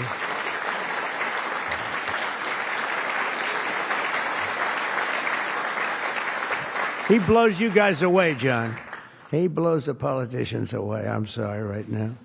He's a great politician. He almost won for governor in New York, which is just missed by a few points. And that was another race that was not winnable, but you almost got it. But I think what you're doing now is even bigger if you want to know the truth. I think it's actually more important if you can believe that. Under the previous regime, car prices skyrocketed as a direct result of the mandates. These mandates, this nonsense that you had to do. And they had so many other rules and regulations that the car companies who are here today appreciate that. And Susie Wiles is here today. Stand up, Susie. Most incredible woman. Most powerful woman in the world, they say. She's the most powerful. She was rated the most powerful woman in the world. Susie Wiles. One phone call and a nation is destroyed. She could destroy 5 nations with 5 calls, and she's doing a great job. More importantly, right? Doing a great job. There's nobody like. Energy prices would likewise soar as a radical left forced more electric vehicles onto the grid while blocking approvals for new power plants. They want to block the approvals. They want you to have a car with electric, but they block the production of the juice that runs the cars, and all of them, all forms of cars. It's just the craziest thing. We're in a different sphere now. We're in a whole different planet right now. The result would be rolling blackouts and a collapse of our power systems. We'd have a total collapse. You couldn't do it. You couldn't even do it. Think of it, they're forcing you to do something, and they want you to do boats also. I assume boats are being covered by this, and boats, they want you to go all electric, and the batteries are so heavy, the damn boat practically doesn't float. I used to have a lot of fun talking about that one on the tours. We'd talk about it. And I said, what would happen if the boat sank? Because we went to North Carolina, South Carolina. We visited boat factories. Unbelievable guys. And they said, sir, we have one problem. They're forcing us to go electric for the boat. I said, how's it going to work? The boat will not float, sir. It's so heavy, and it won't go fast, and lots of other. And I did ask him a question, because I have a lot of background. My uncle was a big shot at MIT, the smartest guy. He never had a smarter guy. And I guess I have a little of that. My first question was, what would happen if the boat sank? Do you get electrocuted? Remember I said that? And I used to be decimated by these people back here, right? I used to be decimated. They'd say, what kind of a crazy question is that? So I'm actually serious. What happens if you're an electric boat and the boat is going down? You're in trouble, Susie. And I used to say, remember, I'd get decimated. The audience loved it, but the press would laugh at it.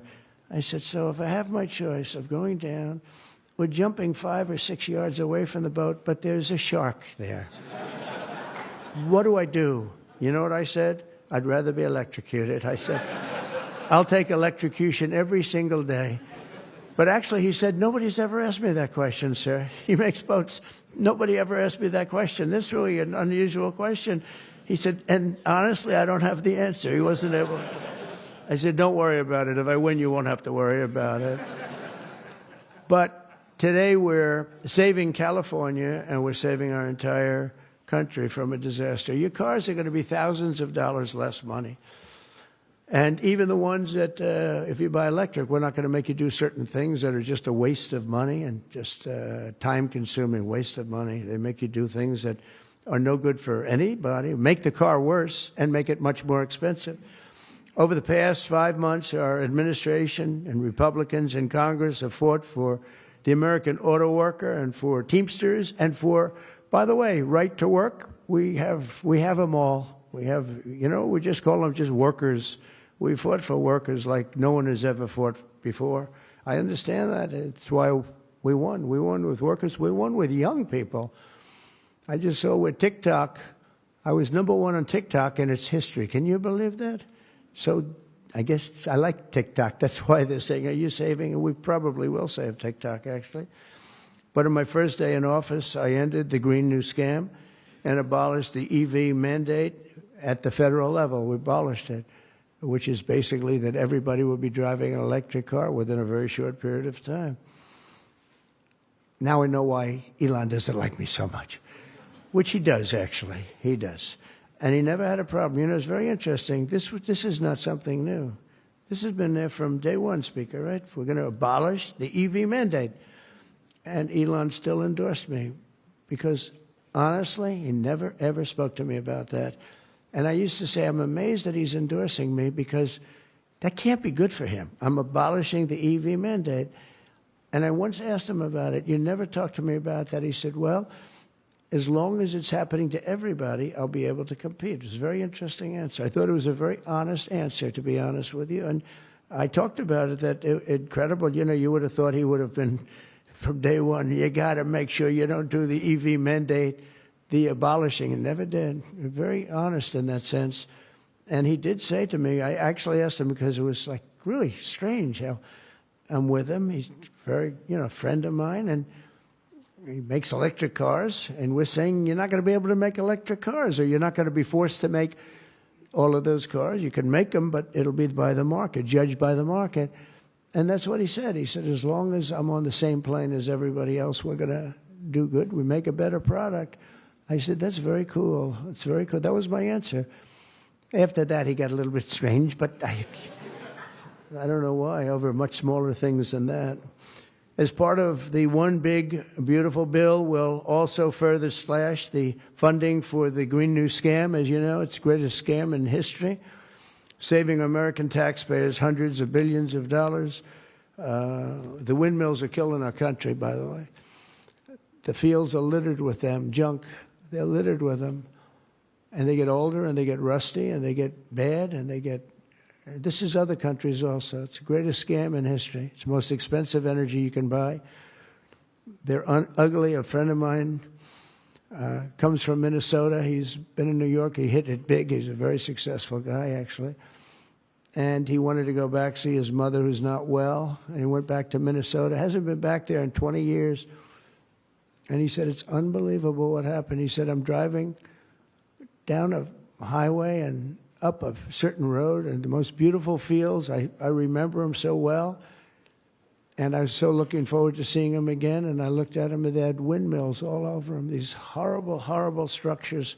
A very smart guy, this guy. He said, these ugly, horrible things. And he said, it was so bad, I actually drove back to see it because I couldn't believe it. Before I even got to my mother, I drove back. I said, how much do you like your mother? But no, it hurt him to see it. He said, I looked at this field that was one of the most beautiful places in my own mind and imagination that I've ever seen. And I said, it's littered with this garbage. It looked like a junkyard, he said. And some, then you get different manufacturers, and they don't look alike. and they're not painted alike, the different colors. You have, even if they're white, one's a beigey white, one's a darker white, one's a lighter white, and then they start to rust after 4 or 5 years. And then they start to wear out, and nobody takes them because you're not allowed to bury the propellers, the props, right? You can't bury the props for some reason. I don't know why, but they say that you can't bury a certain type of fiber, and if it goes in the ground, we're all going to die. It's what bullshit this is, okay? They can't bury. So what they do is they leave them up.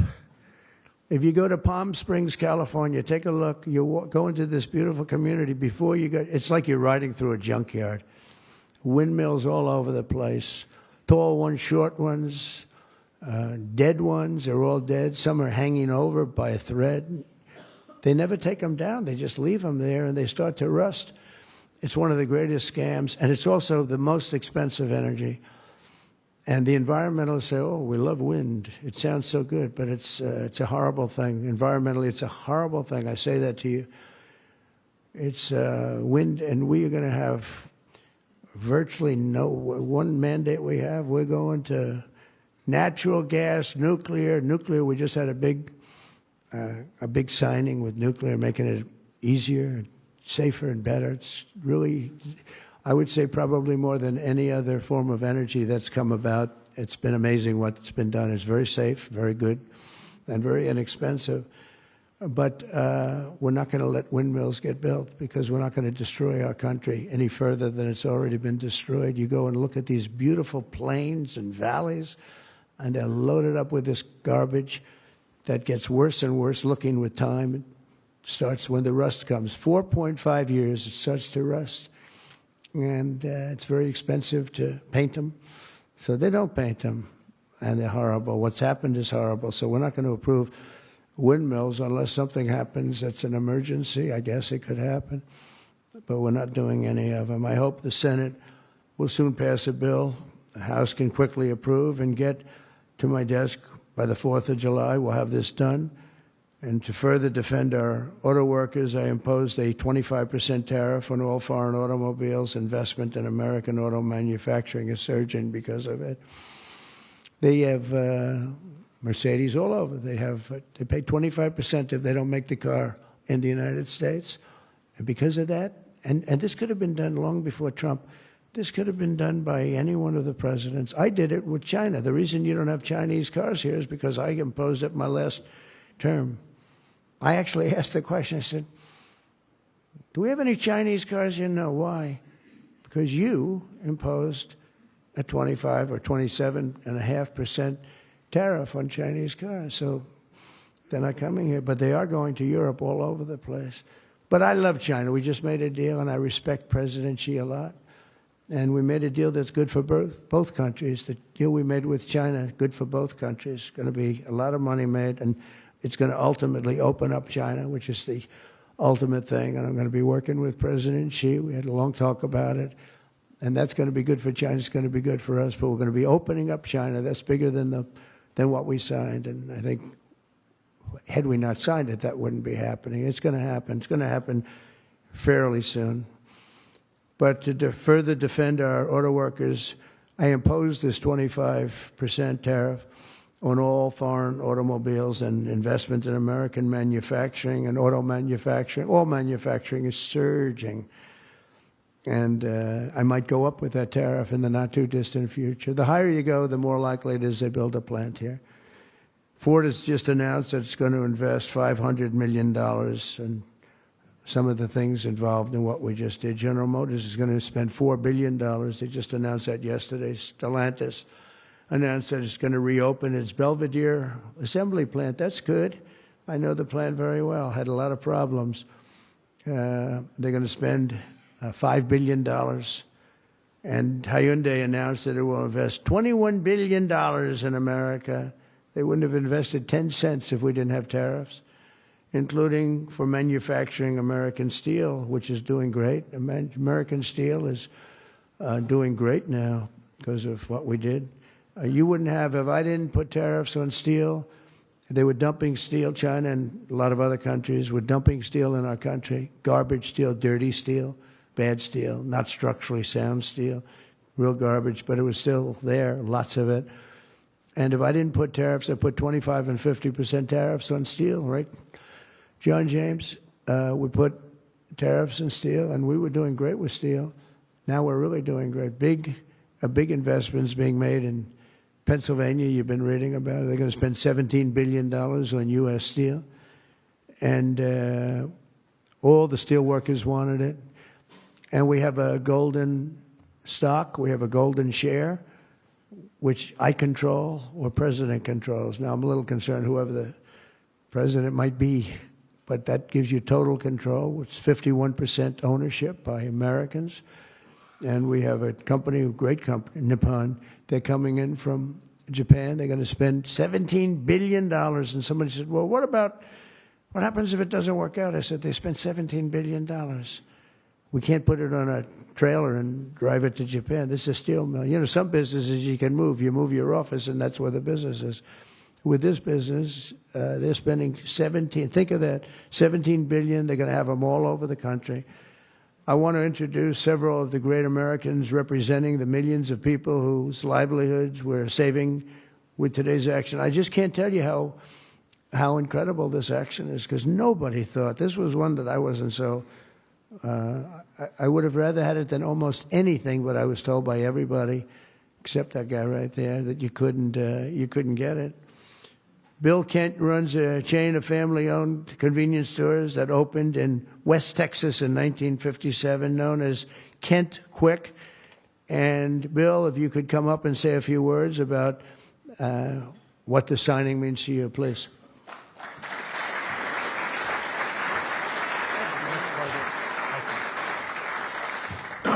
Wow, you're probably wondering why I've called you all here today, right? What a great day. From my perspective, I'm in the convenience store and petroleum marketing business, and what this does is it gives us freedom. It gives the consumers freedom to pick what kind of car they want, but more importantly for us, it gives us the ability to plan going forward, because with mandates, we were forced to have to look at putting in infrastructure that frankly is extremely expensive and doesn't give you any return. So this allows us, it's going to free me up and our companies up to invest in what people want, in the cars they want, and it's a great day. So, Mr. President, Congress, thank you, Steve, everybody, thank you so much. Thank you.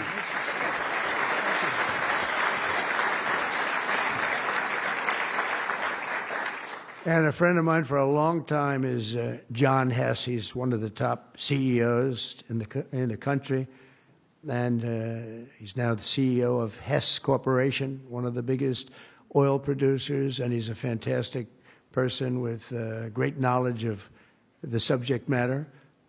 Can you say a few words, John? I see you in the audience. Come on, thanks.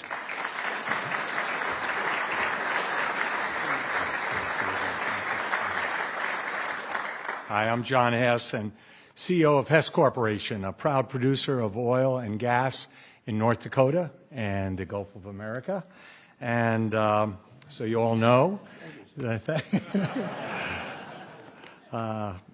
I was born in New Jersey, grew up in New York, and my father started our company by driving a secondhand oil truck. So, Mr. President, it's an honor to be before you today, and thank you for that. Mr. President, during your campaign, you made a commitment to the American people to repeal unworkable and costly mandates for cars and trucks and let the consumer choose what type of vehicle they drive. Today, with the bipartisan support of Congress, you're making good on that promise. I'd like to recognize Speaker Johnson, Leader Thune, other members of Congress whose tireless efforts were critical to the outcome we're celebrating today. And a special thank you to Senator Capito for her leadership.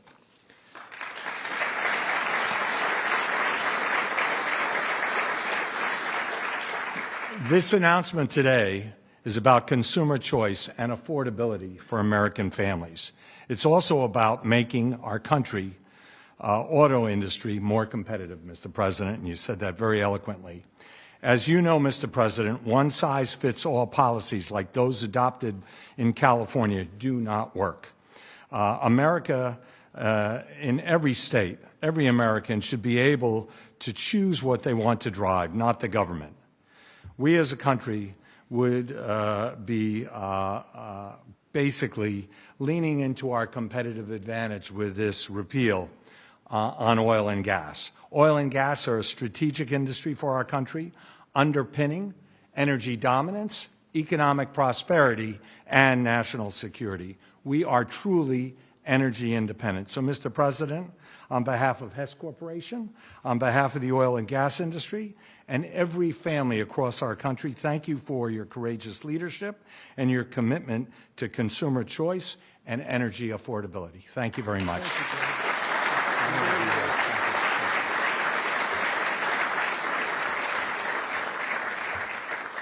Very respected guy. The California EV mandates would also have devastated our nation's incredible truck drivers and the trucking industry, and I gave you a little bit of a rundown on that.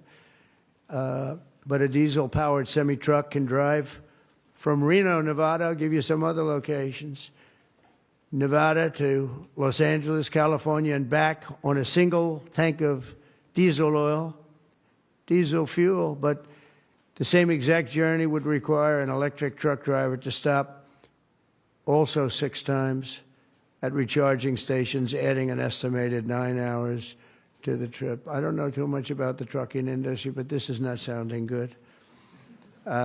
Here to discuss a little bit about the trucking industry, Gina Jones. And Gina, a real expert on trucks, I can tell you that. She's going to come up and tell us about trucks. Thank you, Gina. Thank you, Gina. Thank you, Mr. President. Thank you very much. And thank you, members and Congress.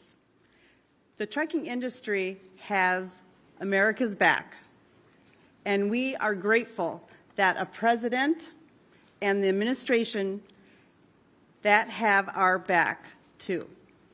Today, trucks are 99% cleaner than a generation ago. We need great partners in government to continue that process. We cannot allow one state's regulations to disrupt our entire nation's supply chain. Allowing California to do so would have negativity impacted the hundreds and thousands of truck drivers who deliver critical goods across the country each and every day. In order to deliver for American families and businesses, we need realistic national standards. With the signing of this resolution, Mr. President, you have delivered the leadership that trucking industries need. Promises made, promises kept. On behalf of the 8.5 million Americans who work throughout the trucking industry, I thank you. Thank you very much. Thank you very much. Great job.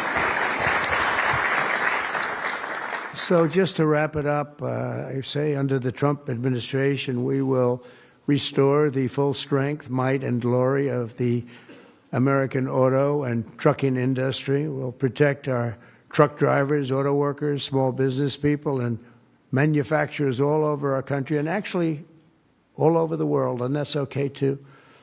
They'll be doing a product that works, a product that's much more efficient, that's better, it's much better, less expensive, and we'll put affordable energy and affordable car ownership back on the center of the American dream as we make America great again, and that's what's happening. We're making America great. You know, when I went over to Saudi Arabia, Qatar, UAE, just a couple of weeks ago, the leaders of those countries, and they're very smart people, they said, you know, you've made in a short period of time America the hottest nation in the world. It's the hottest you're the only one we talk about now. And 6 months ago it was a laughingstock. They said that to me, those words. It was a laughing stock, and it was an absolute laughing stock.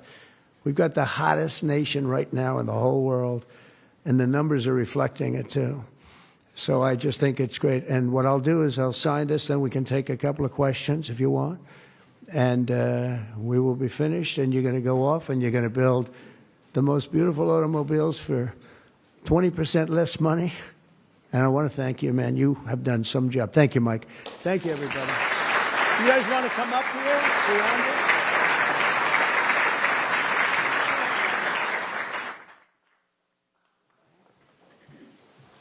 Come on, surround it.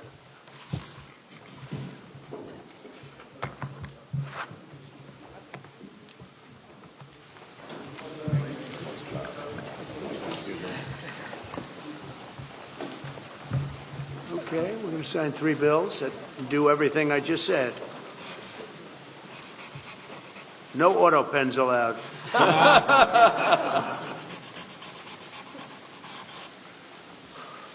That's for you. Keep that, Mike.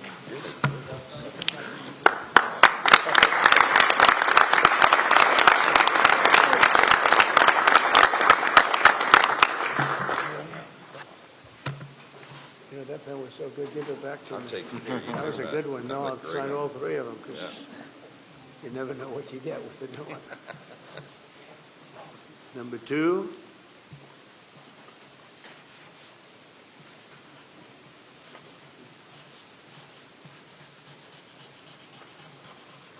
Very steady hand. It's very important. Very steady.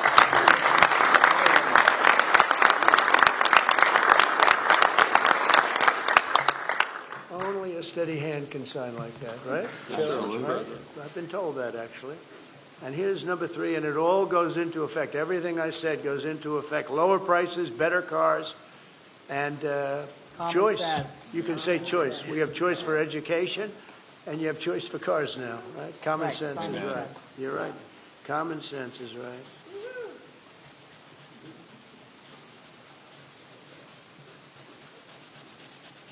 Okay, now I can give you the pen. And I'll give you these. Shelley?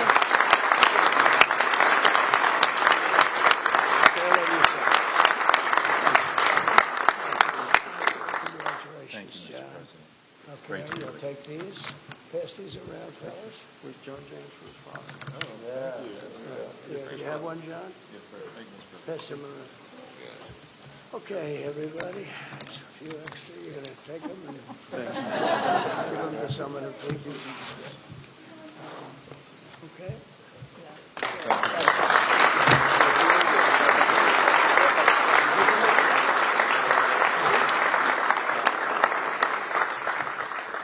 Go ahead, please.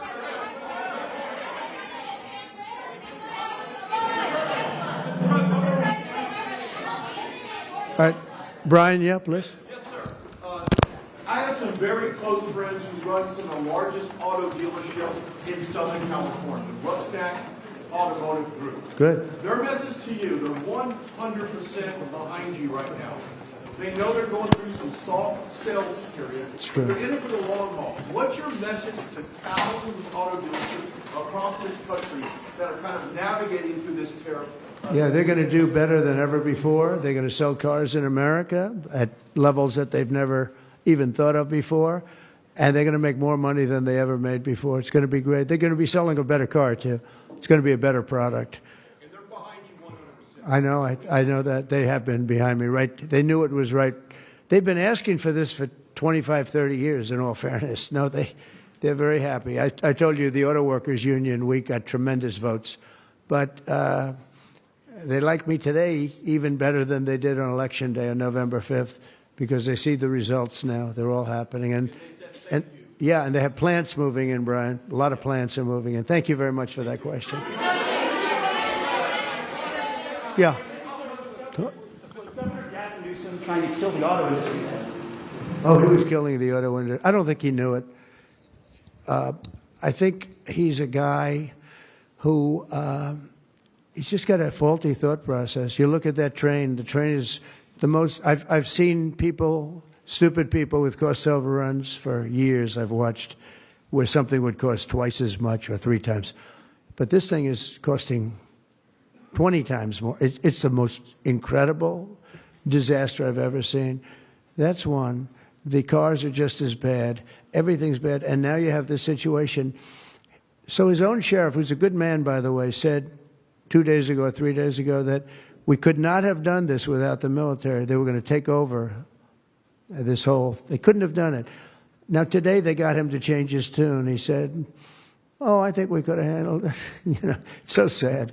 He was so honest. I was using his quote all over the place, and they got him to change. But he knows. Los Angeles would be right now burning to the ground, just like the houses burned to the ground. It's so sad what's going on in Los Angeles. Think of it. They had a fire that should have never had because they should have listened to me in the water. Eventually, we broke in and we had the water come down from the Pacific Northwest. I could show you pictures now with the half pipes, the big half pipes coming all the way down California. Water, so much water. They don't have any droughts. They don't have any. They have so much water. They sent it all out to the Pacific Ocean for 20 years. So ridiculous.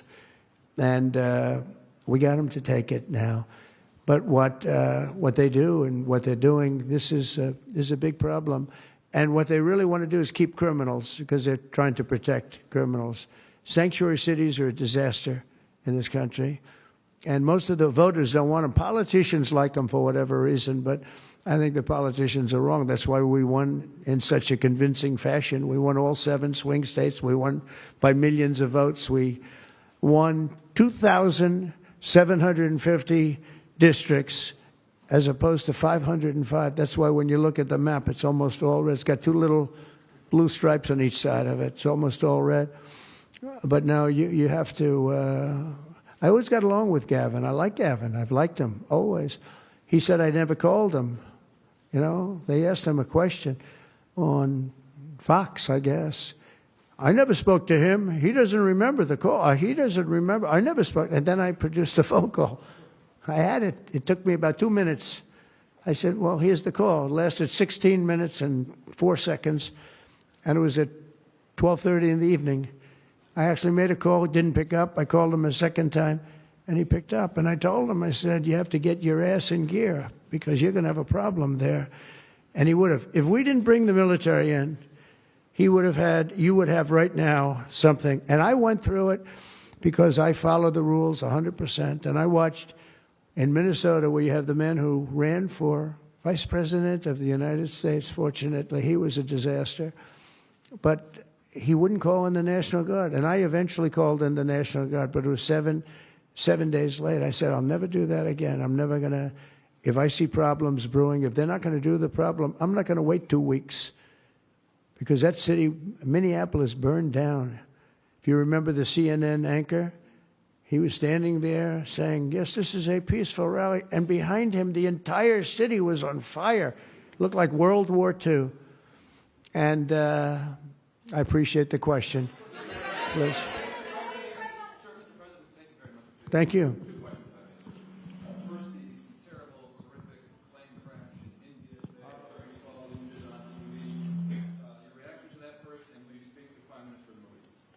The plane crash was terrible. I've already told them anything we can do. It's a big country, a strong country. They'll handle it, I'm sure. But I let them know that anything we can do, we'll be over there immediately. But it was a horrific crash. It looks like most are gone. They actually maybe have a couple survivors, which is just heard. But that was a horrible crash. Nobody knows. Nobody has any idea what it might be. I gave him a couple of pointers. I said, maybe you'll look at this or that. You know, we saw the plane. It looked like it was flying pretty well. It didn't look like there was an explosion.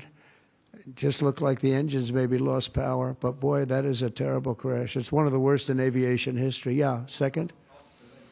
How confident are you, sir, that conflict with Iran can be avoided? Well, I'd love to avoid the conflict. Iran's going to have to negotiate a little bit tougher, meaning they're going to have to give us some things that they're not willing to give us right now.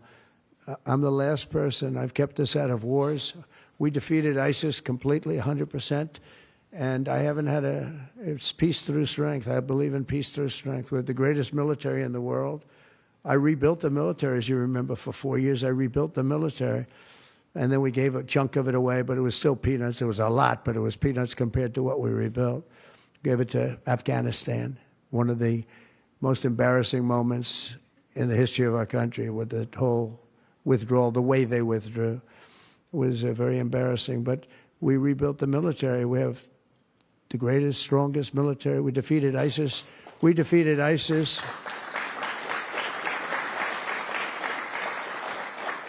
We defeated ISIS in 4 weeks. It was told to be 5 years. It was going to take 5 years, anywhere from 4 to 5 years. We did it in 4 weeks, with, by the way, headed by the general who's now the head of the Joint Chiefs of Staff. That's why he's there. He said it would take 4 weeks, and he did it in 4 weeks. He did actually a little bit faster.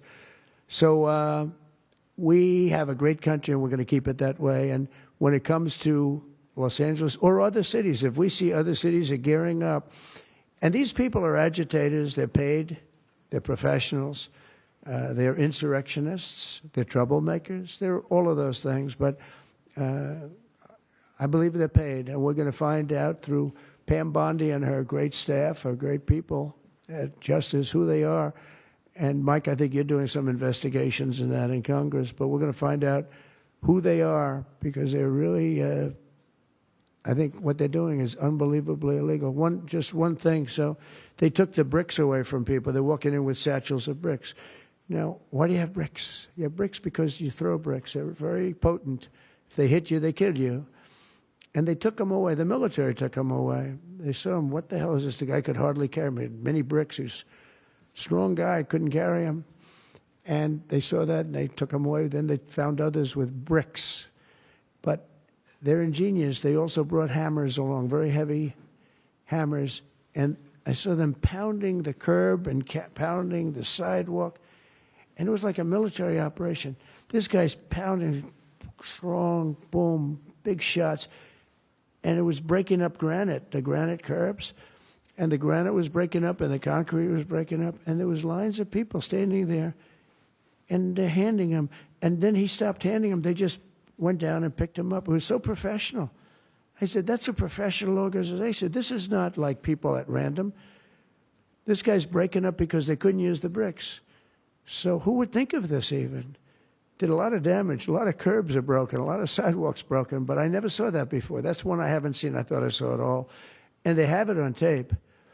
And with that, people get killed. You know, they go to the bridges and they drop the concrete off the top of the bridge with a car coming along at 70 miles an hour, and the person dies. And we had a lot of car problems. You saw that. They were all over the road. They were littered all over the road, where the cars got stopped by concrete going through the front windshield. Now, these are bad people. If we didn't go, Los Angeles right now would be on fire. It would be a disaster. And we stopped it. And last night was very good. Nobody showed up. You know why they didn't show up? Because we were there. If it was just the police, because the police are great. I know those police, they're great, but they're told not to do anything. They're not allowed to act. Thank you.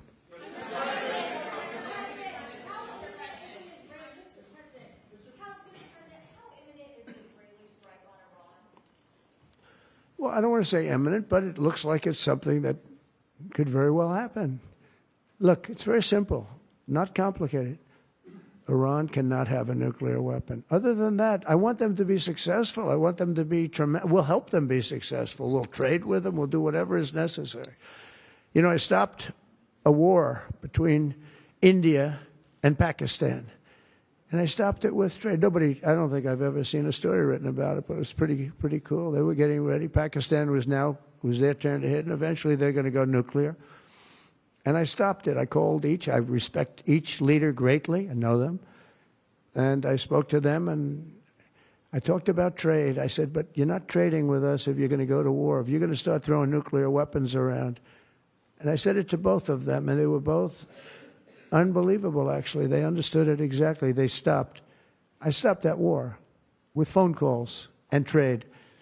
And India's here right now negotiating a trade deal, and Pakistan's coming, I think, next week. And I'm very proud of that. Nobody died. The nuclear weapons, they each have very severe, very, very substantial numbers of nuclear weapons. And I think we should get some credit for that. You know, the whole Republican Party should, because that's their mindset. Please. Yes, ma'am. What?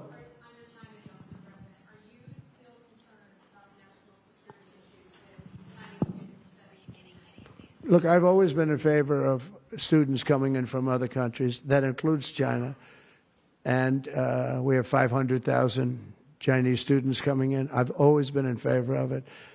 Does it mean that you have to watch people? Yeah, you have to watch students, but you have to watch other people also.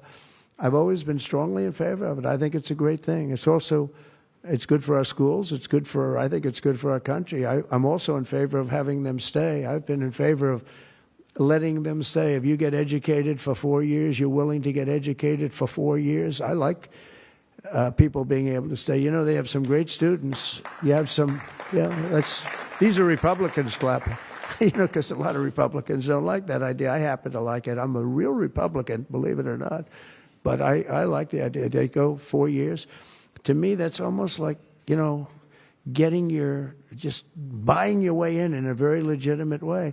And, you know, you have stories where Apple wants to hire somebody and they can't hire him because he can't stay. He went to a great school. He finished first in his class. They made him a big offer and everything's done. But he has no idea whether or not he's going to be able to stay. And I'm all for making sure that people like that can go to work for all of our great companies. And you know what they do? They go back to their country, and there are stories that are all over the place. They go back to their company, and they start a company just like they were going to start here. They end up starting it in China or India or someplace else, and now they're among the richest people in the world. They've got thousands and thousands of employees that make it great. This is happening all the time because they're not allowed to stay. And I think we'll probably end up doing something about that, right? I think. Yeah, go ahead. Go ahead. You in the blue, please. Light blue. Thank you, Mr. President. How close are you to setback on between Ukraine and Russia? Do you see a very bad escalation? Are you going to leave it in the hands of the Europeans? I'm very close to the situation. I'm very disappointed in Russia, but I'm disappointed in Ukraine also because I think deals could have been made. And, you know, we're losing 5,000 to 6,000 people a week, soldiers mostly, but also people living in towns because they're getting hit by missiles again. How'd you like to live in a building and you think a missile has a good chance of hitting your building during the evening? It's horrible. Must be horrible to live like that. But, I mean, we'll get it, but it's, I'm disappointed that it's not done. We did great with India and Pakistan. We did very good with Israel. I thought, look, October 7th was a disaster. People forget, you know, they like to forget. That was a horrible thing. But, you know, none of these things would have happened if I were president. If I were president, none of it would have happened. You wouldn't have the Israel problem. Iran was broke. They had no money. We had big sanctions on them. Biden immediately let them get rich, $300 billion they have right now. But they had no money for Hamas or Hezbollah. They had no money for anything. It was perfect. We wouldn't have had inflation that was caused by oil, Chris.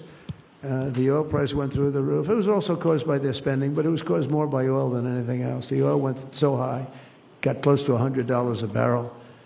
And that cost, and that also kept the war going with Putin because at $100 a barrel, that was a big money-making experience. But now it's down to where it's not so good for them anymore. No, it's very important to get that solved. That's a bloodbath. That's a terrible bloodbath that's going on. Yeah, please, go ahead. Following up your question, answer on India and Pakistan. First, talking the war between them. India says that they cannot talk to Pakistan unless Pakistan takes actions against terrorists. I mean, we're going to get those two getting together, you know? I told them, India and Pakistan, they've had a long time rivalry over Kashmir. And I said, I can solve anything. I'll be your arbitrator. I will be your arbitrator. I can solve anything. And I started the first question, how long has it been going on? They said, 2,000 years. I said, oh, that's a problem. They don't think it is. When I heard 2,000 years, I said, maybe I'll have John Hess solve that problem. Mr. President, will you publish Israel striking Iran? Peter? Thank you, President Trump. I have two. First, on immigration. What made you change your mind about targeting in California farmers and people in the hotels and leisure business? Well, we're not targeting. In fact, if you look today, I put out a statement today about farmers. Our farmers are being hurt badly by, they have very good workers. They've worked for them for 20 years. They're not citizens, but they've turned out to be, great. And we're going to have to do something about that. We can't take farmers and take all their people and send them back because they don't have maybe what they're supposed to have, maybe not.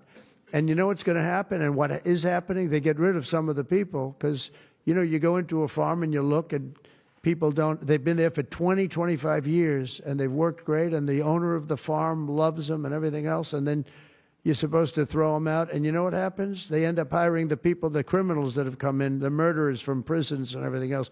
So we're going to have an order on that pretty soon, I think. We can't do that to our farmers. And leisure, too, hotels. We're going to have to use a lot of common sense on that. And my other question about the Middle East. As the Israelis apparently gear up for some kind of an attack, a possible attack on Iran, are you trying to talk Netanyahu out of doing that? Or are you so against Iran having a nuclear weapon that you're okay, he does his thing because it is not an American war? Yeah, it's a very fair question. Look, I want to have an agreement with Iran. We're fairly close to an agreement. We are fairly close to a pretty good agreement. It's got to be better than pretty good, though, but it's got to be, I'd much prefer an agreement. As long as I think there is an agreement, I don't want them going in because I think that would blow it. Might help it, actually, but it also could blow it.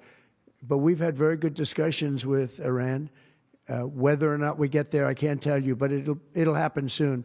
I say this, Peter, very strongly. They can't have, whether it's going in or not going in, they can't have a nuclear weapon. I'd prefer the more friendly path. And can you tell us what the Israelis told you that made you start to evacuate the dependents of servicemen and women who are stationed in the Middle East? They didn't tell me anything, but I said, look, there's a chance of massive conflict. We have a lot of American people in this area, and I said, we got to tell them to get out because something could happen soon. And I don't want to be the one that didn't give any warning and missiles are flying into their buildings. It's possible. So I had to do it. I had the choice. Do I do it or not? Doing it has its downside, but it also has its upside, like you're going to save a lot of lives if it should happen. Hopefully that doesn't happen. Right? Thank you.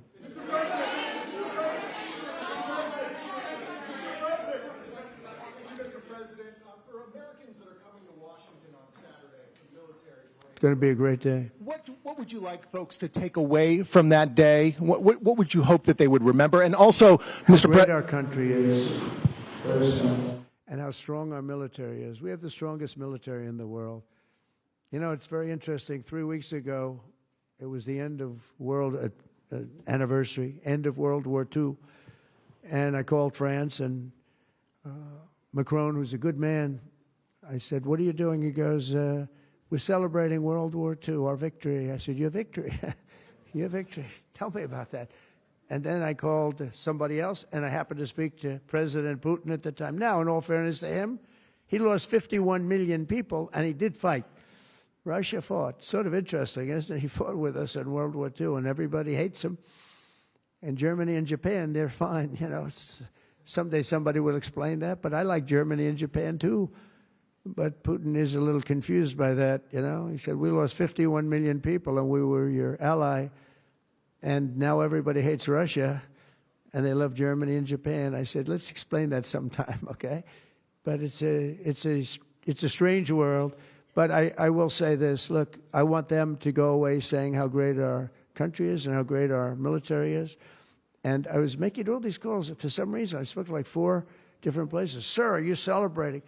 And I said, we won World War II and World War I, right? We won them. And yet we're the only country that doesn't celebrate. Everybody's celebrating except us. And I said, we should celebrate too. Several No Kings protests planned across the country on Saturday as well. What are your thoughts on those? What do they call No Kings? No Kings. I don't feel like a king. I have to go through hell to get stuff approved. A king would say, I'm not going to get this. A king would have never had the California mandate to even be talking to him. He wouldn't have to call up Mike Johnson and Thune and say, fellas, you got to pull this off, and after years we get it done. No, we're not a king. We're not a king at all. Thank you very much.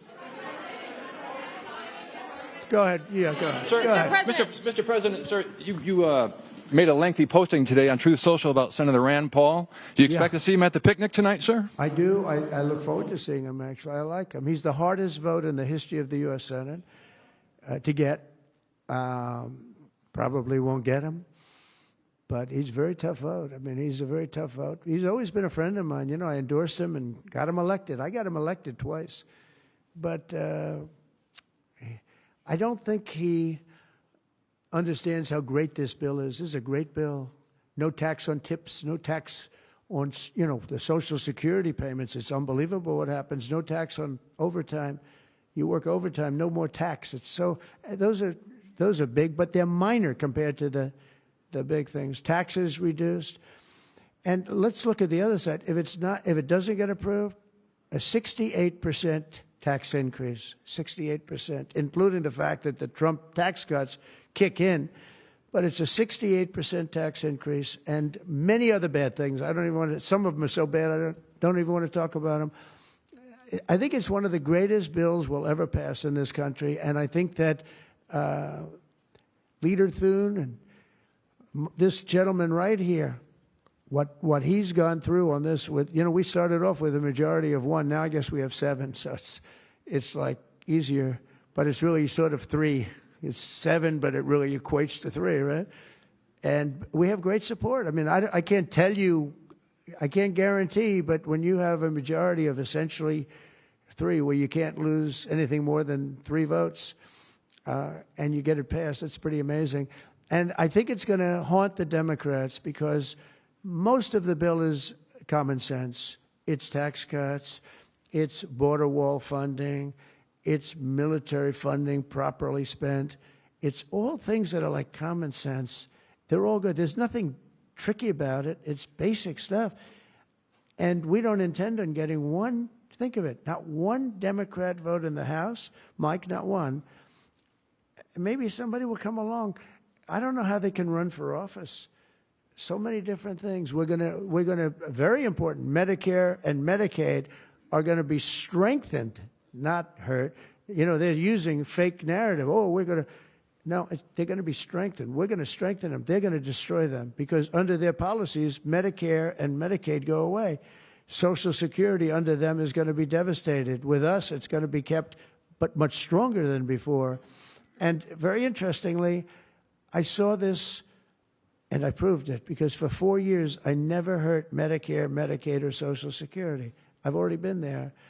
But they're going to destroy Medicare, Medicaid, and Social Security. They're going to wipe them out, in my opinion, because their policies are so bad, the country will have no money to pay for them. We're going to make them stronger than ever before. Thank you very much, everybody.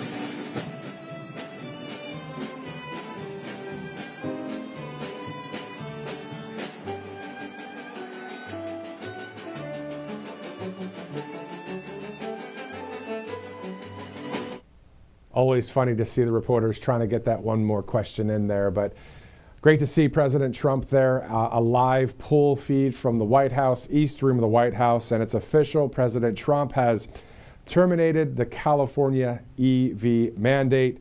So that mandate actually would have required that by 2035, all new cars and passenger trucks sold in California be zero-emission vehicles. Well, that mandate has been terminated, and in President Trump's words, forever. So if you want to go buy a Ford pickup truck or a Chevy pickup truck, there you go, right? All right, so the broadcast brought to you by a number of great sponsors here. All Family Pharmacy is one of them, so allfamilypharmacy.com/RSBN. Also, we'd like to thank Colonial Metals Group, freegoldguy.com/RSBN. Next up, Angel Paste, angelpaste.com. You can use the RSBN promo code there for this great product as well. Callshe.com/RSBN. A lot of things to bet and trade on, as you know. Thank you for being a sponsor here at the network. MyPillow.com/RSBN.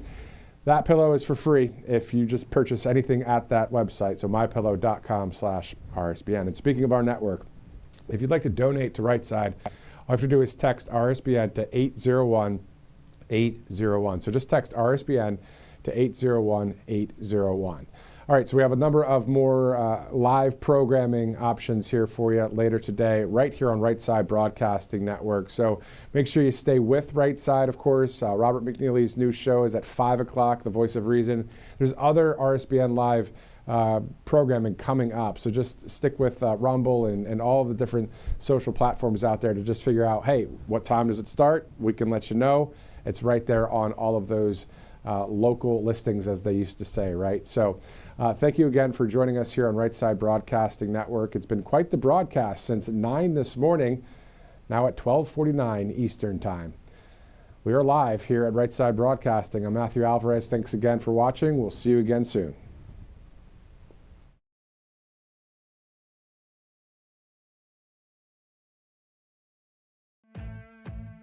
Welcome to Right Side Broadcasting Network, your trusted conservative news outlet. At RSBN, we deliver the truth when the mainstream media falls short. Since 2015, we've proudly broadcasted every single one of President Trump's iconic MAGA rallies, bringing you the excitement and energy live before anyone else. By watching RSBN, you get an unfiltered front row view of the action on the ground. We interview the crowds to give a voice to millions of Americans just like you. We show you President Trump's speeches in their entirety, free from interruptions and censorship. We cover the stories that matter to you with the integrity and passion you deserve. Thank you for choosing RSBN as your home for America First News. Together, we stand strong, united, and informed. So join us and be part of the right side of history. Hey y'all, it's Silk from the Diamond and Silk Chit Chat Live Show. Look, don't forget to check me out right here on RSBN Network. Be sure to watch the show on Right Side Broadcasting Network, and I want you to support Right Side Broadcasting Network. Yes, it's imperative that you do so, okay? I look to see y'all soon. Bye-bye. You've heard how hard it can be to get access to medications like ivermectin, all the things they don't want you to take because they're actually effective and they don't cost all that much, right? You've seen that one before. So it's critical to have something like that on hand for any emergency and to be prepared in a time of crisis. And that's why I want to tell you about All Family Pharmacy. They're cutting through the nonsense and they make it easy to get hard to find medications when you need them most. They'll provide the prescription, no hoops to jump through, no waiting room, no hassle, and they deliver it right to your door. All Family Pharma even lets you order in bulk so you can stay ahead of the curve. Head over to allfamilypharmacy.com for 10% off your first order. Again, allfamilypharmacy.com. It's simple. Get the 10% savings. Be prepared.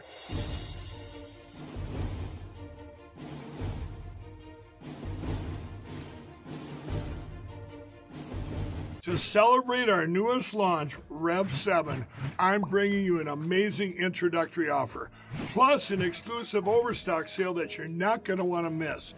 Rev 7 is our premium energy drink that tastes great and gives you energy all day with no jitters and no crashes. That's because there's no sugar and no caffeine. I'm so sure you're going to love Rev 7 that for a limited time you can try our 3-pack absolutely free. Or check out our Percale bed sheets. I can't believe I'm even going to say this. Every color, every style, every size, only $29.88.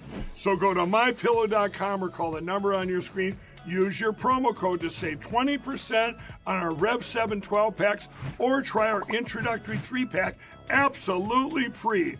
And our Percale bed sheets, All sizes only $29.88, even the queens and kings. Inventory is extremely limited, so order now.